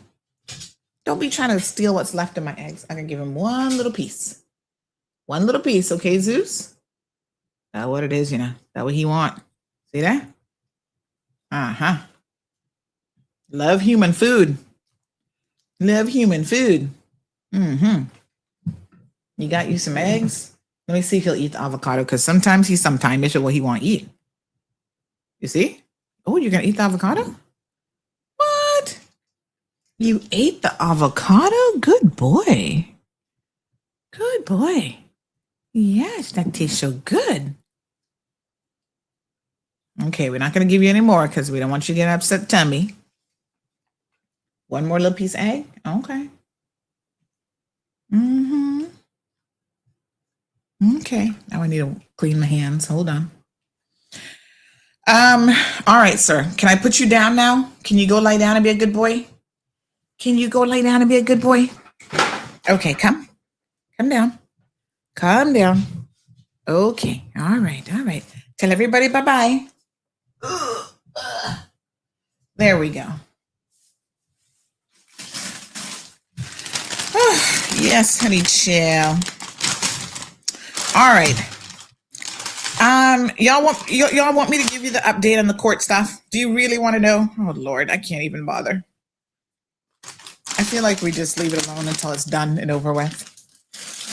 And then we can come back to her and her hot mess. See, now when I stand, I got to readjust it, but I'm going to sit back down in my little chair. After this week, with all the bonkies, seeing Zeus was so wonderful. I wonder what bonkies you get. Was that this week? Oh, I guess it might have been this week that we had. Was it this week that we started off with the fight? I guess so. Damn, this week has gone by so quickly. I've lost touch with the whole thingamajig. I think he smells your breakfast. That's why he wanted to come in. No, he always wants to come in. I must say, breakfast or not. Okay, sit down now, or I'm going to put you in your kennel. Be good. He always wants to come in, Marshall. Once he knows I'm in here and he's at the door, he's like, let me in. What a lovely dog. What breed is he, says someone. Good morning, CMR, tuned in all the way from Salford, Manchester. He is a Shih Tzu, which is a Shih Tzu Poodle mix. But I feel like, so was my last dog, Coco, but he has more Shih Tzu than he does Poodle. She had more Poodle than Shih Tzu. Like the hair, she had the Shih Tzu tail and the ears for sure. But even her face, she had like a longer snout, which is more indicative of the Poodles. And he has a shorter snout, so he looks much more in the face, like the Shih Tzus and stuff like that. And then her hair was a little bit curlier. The body and the hair was a little bit curlier as well. But they all have the teary-eyed thing. Ugh, that's so annoying. But you ban Johan from misbehaving, ban Zeus. Never. Zeus, sit down. No more. Sit. Sit down, or I'm going to put you out. Good boy. I think you should reach out to Marjorie. She seems confused by what's happening. Oh. Okay, is Miss Marjorie here today? Okay, so let's talk about this for a second. Who should say who is this? Okay. So let me explain your latest sticker. I found it in a chat. Oh, that one's, yes. Someone had that before. All right. So let's talk about this for a second. 1 second. So Carrie, Lord have mercy. We got to pray on this situation because she something not right with that girl for sure. So she posted a video where she was basically threatening Marjorie, who sometimes we see in the show. I don't know what she's threatening her about, but I guess she must have made a comment somewhere that Carrie does not like. The irony of this is that right now, Carrie is being sued for defamation by moi. And of course, this is a pretty straightforward defamation case. She cannot prove what she said because it never happened. It's not true. So when you lie on people and you claim that you have video evidence and you have this and you have that, and when I say to you on the Monday before, I drop the lawsuit, I'm going to sue you, and your response is, bring it on, bitch. I was like, oh, okay, so you are ready to go to court, right? Sounds like it to me.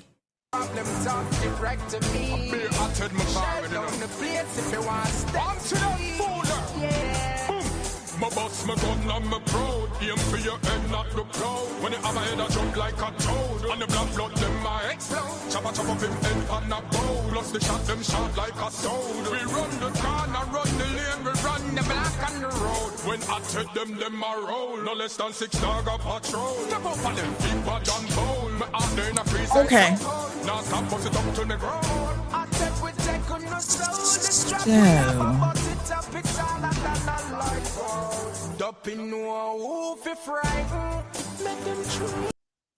Apparently, Duppy really not know who to frighten, because turns out Duppy is stupid. I'm just saying. So she thought I was playing with her, and now she has a rude awakening. Now she's begging the court, but she can't find no lawyer to help her, and blah blah blah. Man, if I showed y'all the nonsense, y'all would hit the floor. Do y'all want to see the nonsense today? I got a little bit of time. I have an 11 o'clock appointment in town with a potential client. But do y'all really want to hear this foolishness, or are we going to just leave it? So it looks like she took a set on poor Marjorie. And what I would say is, I think Marjorie is misunderstanding, based on the comments someone just sent me. The point that we made with that post is it's more than rich that she is going to try to claim She's not ready for my case after all. And somebody have Margie reach out directly to me. So I do think she's misunderstanding this, but here's a woman who doesn't want anybody criticizing her or saying anything about her, which, by the way, 99% of it is all true, right? So she decides to go threaten Margie with this. This is what she did to Margie. Feels like all the pain is never ending. Never been a crier. I hate pretending. Like the way you treat me isn't so offending.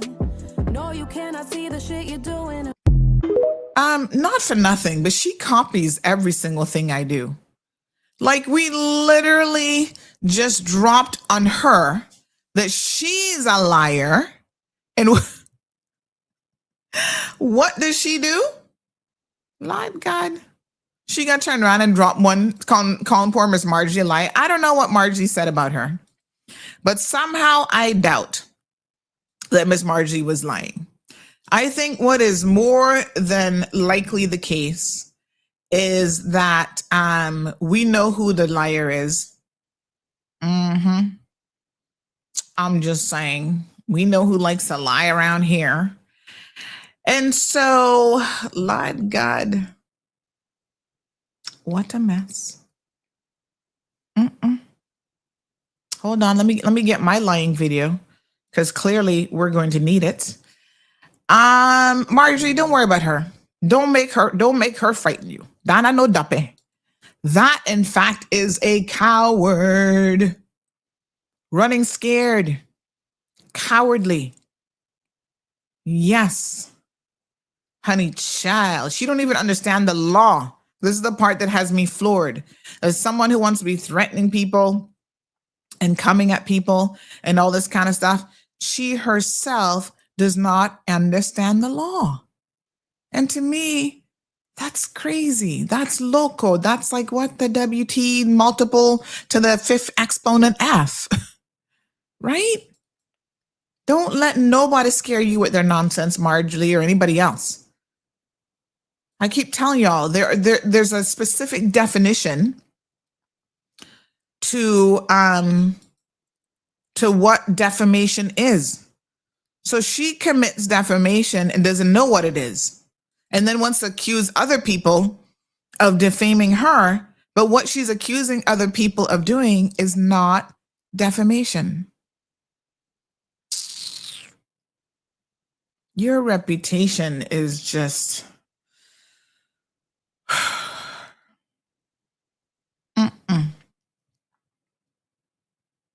I just, somebody messaged me this morning and said, please tell Sandy, she just scratching the surface with this woman. I don't have time for this woman, truth be known. I really don't. I'm over here busy making a living, having a job. I have a family, I have a daughter. I have important things to be focused on. This woman has nothing of importance in her life to focus on, finding every excuse about why she can't show up to court. Why? Because what? You're feeding your pussycats? That's why you can't come to court? Oh, I can't find a lawyer. You're not going to find no lawyer, because no lawyer worth anything is going to come after me knowing that you just defamed me in the way in which you have. This is an open and shut case, girl. What lawyer are you looking for? Lawyer for where? That's what I want to know. Where's my comments? My comments disappeared. Lulu says, give Carrie a spot on your show. She needs the work. Oh, without a doubt, she needs the work. But I'm not that stupid. She is beyond a liability. Nobody in their right mind would be giving this woman no airtime. All right. I don't know why I can't see my comment sections. But anyway, look, yeah. Let me show. Oh, here we go. They came back. All right. This is a perfect. Let me fast Every forward. time you tell, ready? Why the fuck you lying? Why you always lying? Oh my God.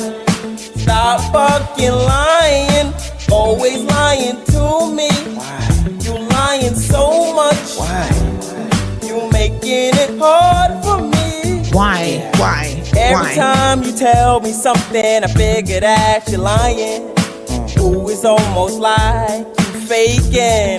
Oh yeah, yeah, I know you're lying, but you sound excited, and you know that I know that you're lying. Oh girl, cue the rain. I got you. The rain, yeah. Yeah. Put the rain up, because now we got some fake tears coming. Yeah. I'ma keep on lying to you. Yeah. Until you think it's the truth. Yeah. Now, This video is so funny. But some people can't be helped. So we are literally wasting our time on people who cannot be helped. But she keeps messaging the judge's secretary, and now it's become a back and forth. Oh God, thank you so much.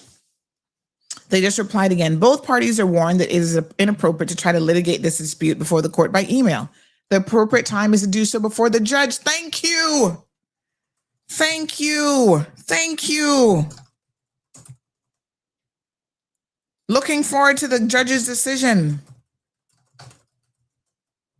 Right? You think this is amateur hour. This is not amateur hour. You think what you do on your podcast, you can get up and do an email back and forth to the judge. The judge don't care. He does not want to hear it. Right? You had your big girl panties on and you came for me. Now you deal with the motherfucking consequences. Okay? Stop your crying to the court. Oh, thank you, thank you, thank you. The hearing is going to go ahead. Yes. Woo! Victory. The hearing is going to go ahead on June the 9th. The judge just made his fucking order, and I knew he would. I knew he would. There's no basis in law for what she's saying. Duppin' know who. Where's my Dupper song? When you decide to fuck with me, you better come with some sense. Because what? Strike them with lightning, you have a problem, talk direct to me. Shell down the place if you want to step to me. Yeah. You want to step to me? Step. Jumping no who be frightened. Let them true. Jungle Jesus, strike them with lightning, you have a problem, talk direct to me. Yo. Shell down the place if you want to step to me. All right. Bop, bop, boom. My name them call again. Me rise up the thing them with all again. All right. Dappy no who to frighten. The hearing will proceed on the 9th, whether you have a lawyer or not, because the court not business with that. When you got up and said all those disparaging, disgusting things about me, you should have fucking thought then. You should have thought about what you were saying, because there's only so much that even me is going to take from people. And you cross the line. You crossed the line long time. You crossed it on your Friday show. I got up on the Monday show and I warned you. I will take you to court. And what did you do? You mocked me in the comment section. I ain't afraid of you. I ain't afraid of you. I'll see you in court. But look like you're fucking running scared now, though. Huh? Duppy knew who to frighten. You're running scared now. Thank you, Your Honor. I respect the courts because in most instances, they get it right. The hearing will proceed on the 9th, and I am ready. I'm putting together my next affidavit, which I'm going to file between now and Monday. I am ready.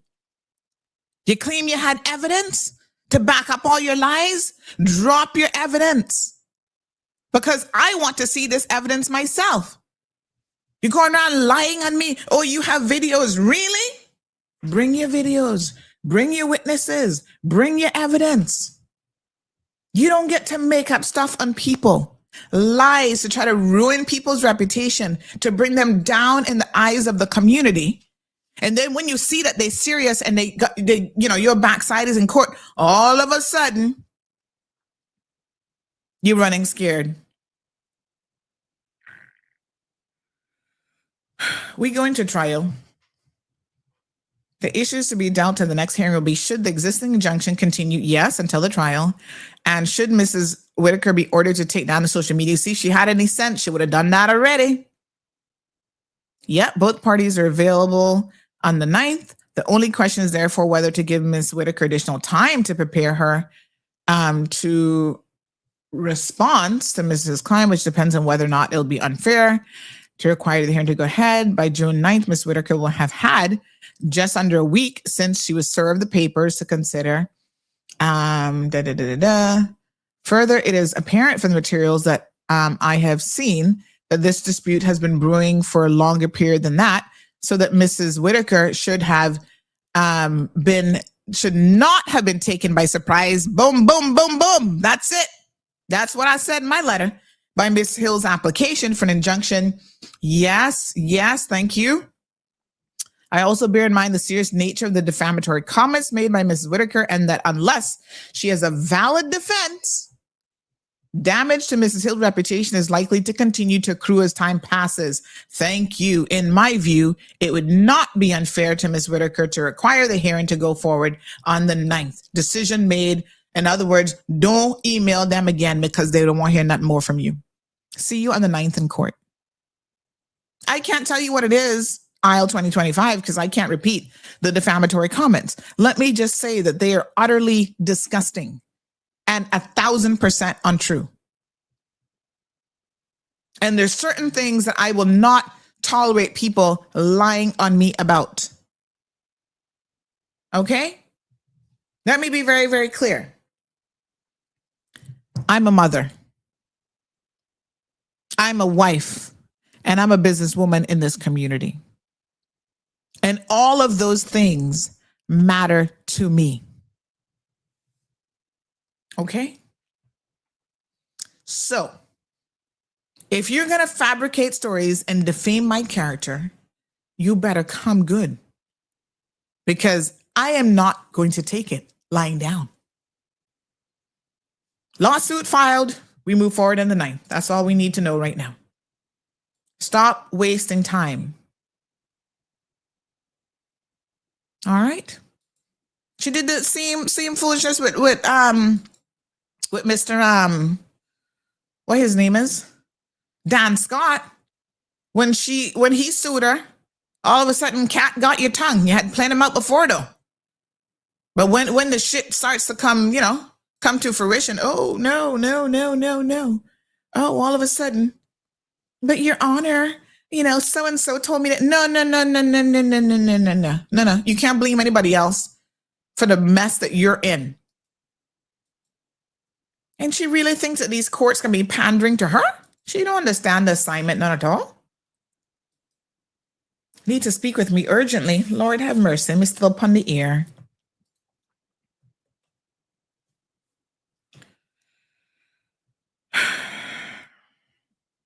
What a mess. Oh, Sandra, put that ESO commercial on and enjoy your breakfast. We'll be here when you're done. The food is mouth and tongue sounds no bueno. Just a little constructive feedback. It really says a lot about a person when no lawyer wants to represent you. Go sit your ass down. It's not even about that because, trust me, some of these lawyers she was calling yesterday was telling me all about it. It is that she has no case. You think these lawyers fool? You think these lawyers don't understand that from the minute that I filed that lawsuit, that she not got no case? What they gonna represent someone who's gonna lose and has no money and no job to pay him for? Only a fool would do that. And one thing about these lawyers, they're not a fool. So how's she figure? There's no defense in law. So a lawyer gonna take that pro bono case for what? And you don't get legal aid for defamation. So yesterday she's arguing about, she should be getting legal aid, but this and that. I reminded the court there is no basis for this to be a legal aid application because legal aid specifically per section 45A, I believe it is, or 54A, one of them. The court, the Legal Aid Act says no legal aid for defamation. So what are you talking about? What are you talking about? You're not going to get it. You can't get it in law. Oh my God. Some people are so stupid. And the things that people have said about you have been true. No one is lying on you. The truth shall set you free. Cha. Anyway, I knew that was how that was going to go, so that's zero surprise there. Let me just see here now, honey chill. So it goes. Somebody said she must have forgot you have a law degree. Yeah, what? I said, Lord God, what a go on? What a go on? Honey child. I know this poor woman is like, please, can these crazy ass Caymanian women stop messaging foolishness? I sent one response yesterday and I'm done. I ain't to no back and forth, nobody over email. Nope. It will not be litigated over no email. It will be litigated in court. So see you in court, honey child. Bop, bop, bop, bop. Y'all senile. Oh, Lord, give us strength. Give us strength. We got to sometimes pray on people because the evilness that is just emulating out of them is like next level.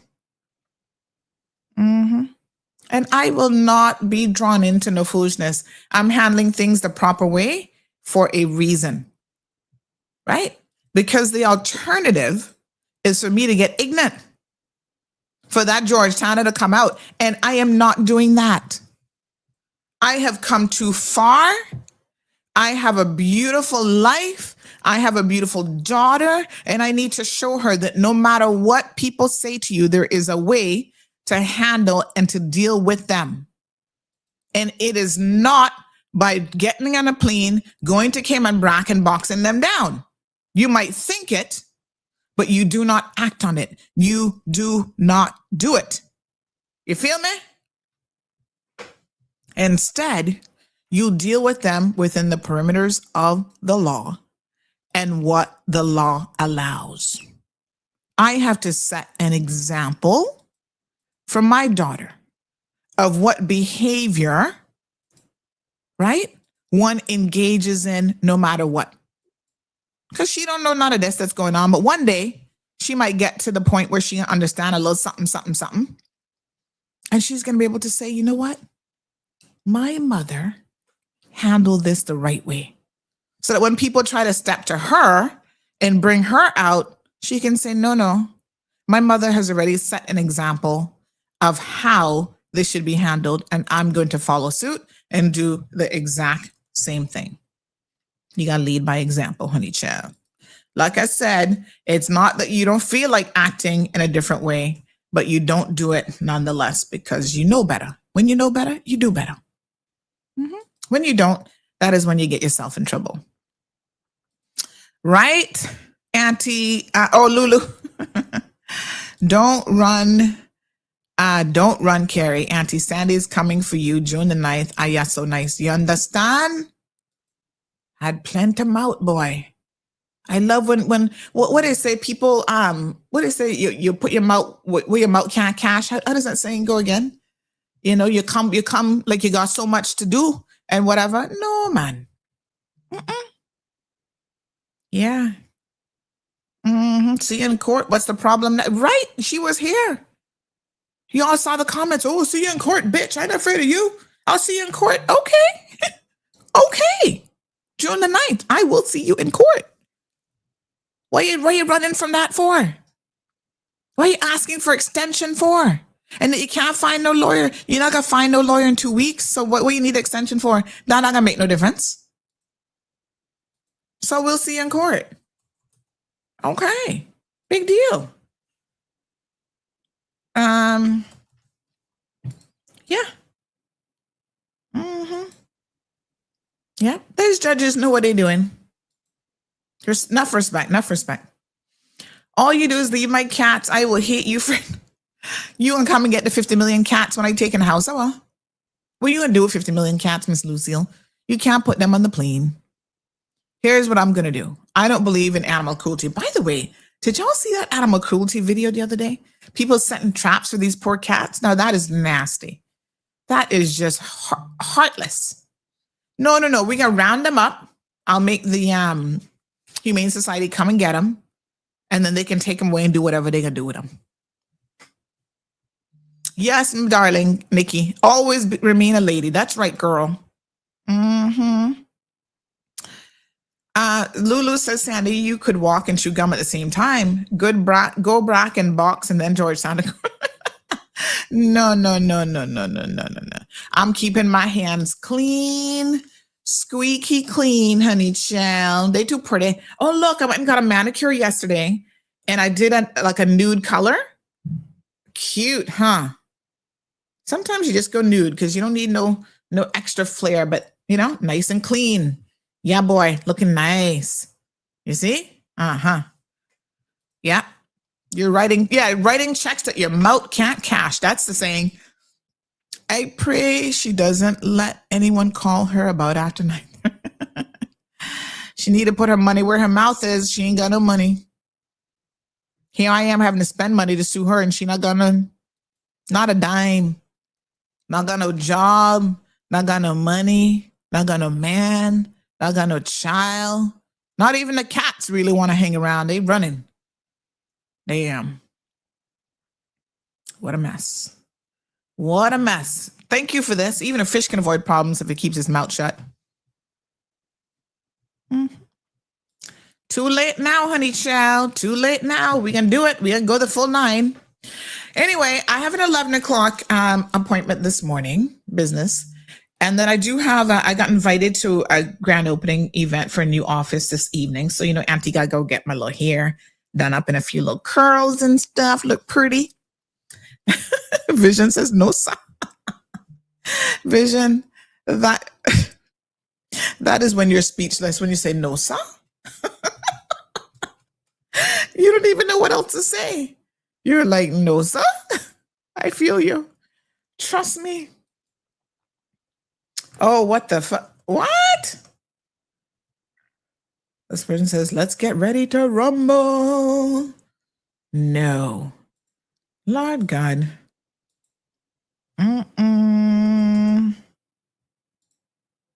Hot mess. Yep.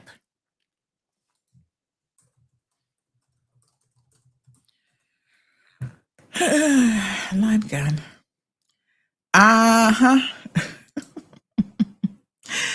The saying is, your mouth is writing a check that your behind can't cash. That's right. Bop, bop. Sounds about right. Funny story, I forgot to mention that my mom was downstairs drinking tea from her CMR cup, and a gentleman saw it and begged her for it. He even offered to pay $20. Does he know anything about CMR? But my mom just gave it to him anyway. What? I mean, is he a Caymanian? How does he know about the CMR mug? Honey child. Oh. Okay.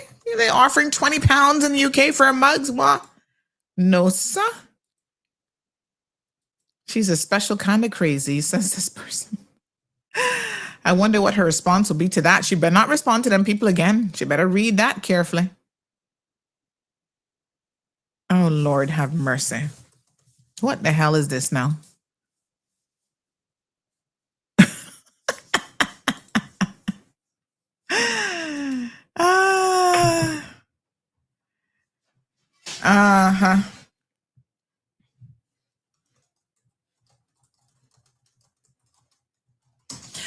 All right, beautiful people. So nice. She's too sickening. Yep. All right, I'm gonna go because I gotta prepare for a meeting, and I think I'm gonna change clothes and stuff. And oh, you're talking about my daughter? No, she don't get to. What do you? I keep telling you, y'all need to control what your children are watching. She don't watch CMR, none at all, before or after 9:30. She's 9 years old, Mr. Amelia. Even as a teenager, y'all need to control what your children are doing. Y'all act like you have no control over your kids. I don't understand it. You can control them. Trust and believe. Mm-hmm.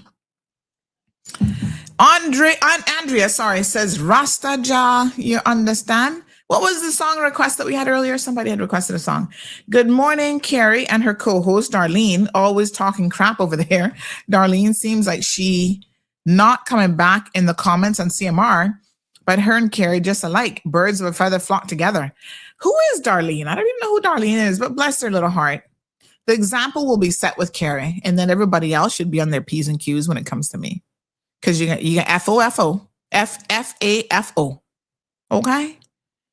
He's an English man. He was fascinated by the design. He said that he's never seen a cup like that before. Aw, bless his little heart.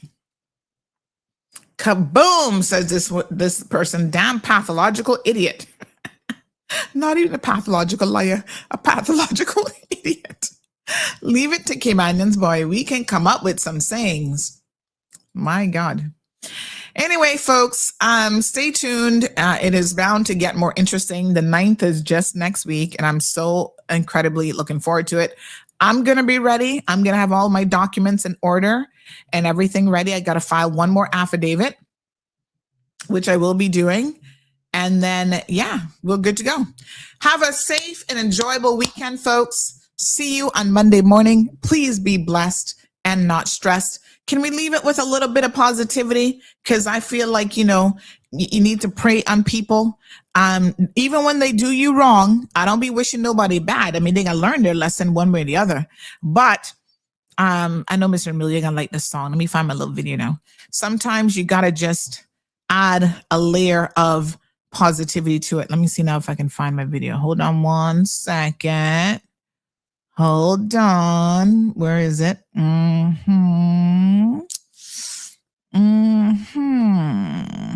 Where's my goody video? Sure. Hold on. Bring on. Pull up. Hold on. It's definitely not Lady Saw. That's not the vibe I was going for.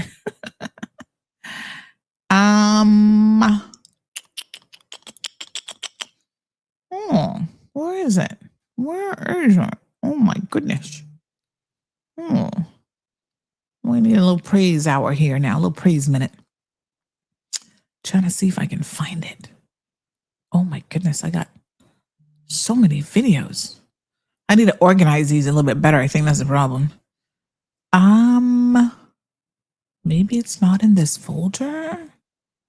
I thought it was, but okay, let me check one more location. I might not be able to find it. Oh, there's this one clip I got to show you that was funny. This isn't what I was looking for, but look at this, Mr. Amelia. This is a good one. Look at this. Away from Satan. Jesus, he loves you. You don't know the first thing about love. I am filled with Christ's love. You are just jealous of my success in the Lord. Yes, sir. It's not a weapon. You idiot.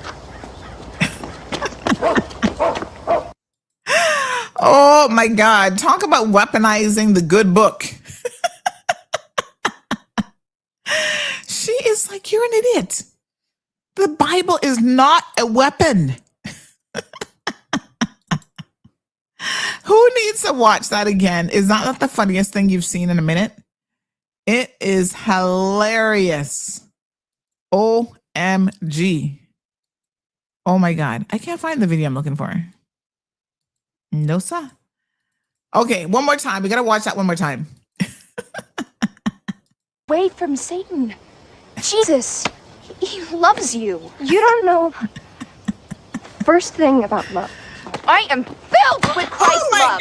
God, you are just jealous of my success in the Lord. This is not a weapon. You idiot. What the heck? That's how some people be weaponizing the Lord, child, killing you with the Bible. Miss Faith and Hope, message me. I'll get your cup sorted. I'm tired, but don't let me go now. Don't let this pain turn me into someone I'm not. Sit with me here till this weight gets light. 'Cause I don't wanna lose myself trying to survive life but I still trust you tonight. Thank you for tuning in to another episode of The Cold Hard Truth on Bobo 89.1 FM. Cayman's #1 talk show is live weekdays from 7:30 a.m. Never miss an episode again. Watch anytime on CMR's Facebook and YouTube channels for the latest show episodes. Don't forget to follow us online on our social media channels. And visit CaymanMarlRoad.com for all the latest news and community happenings.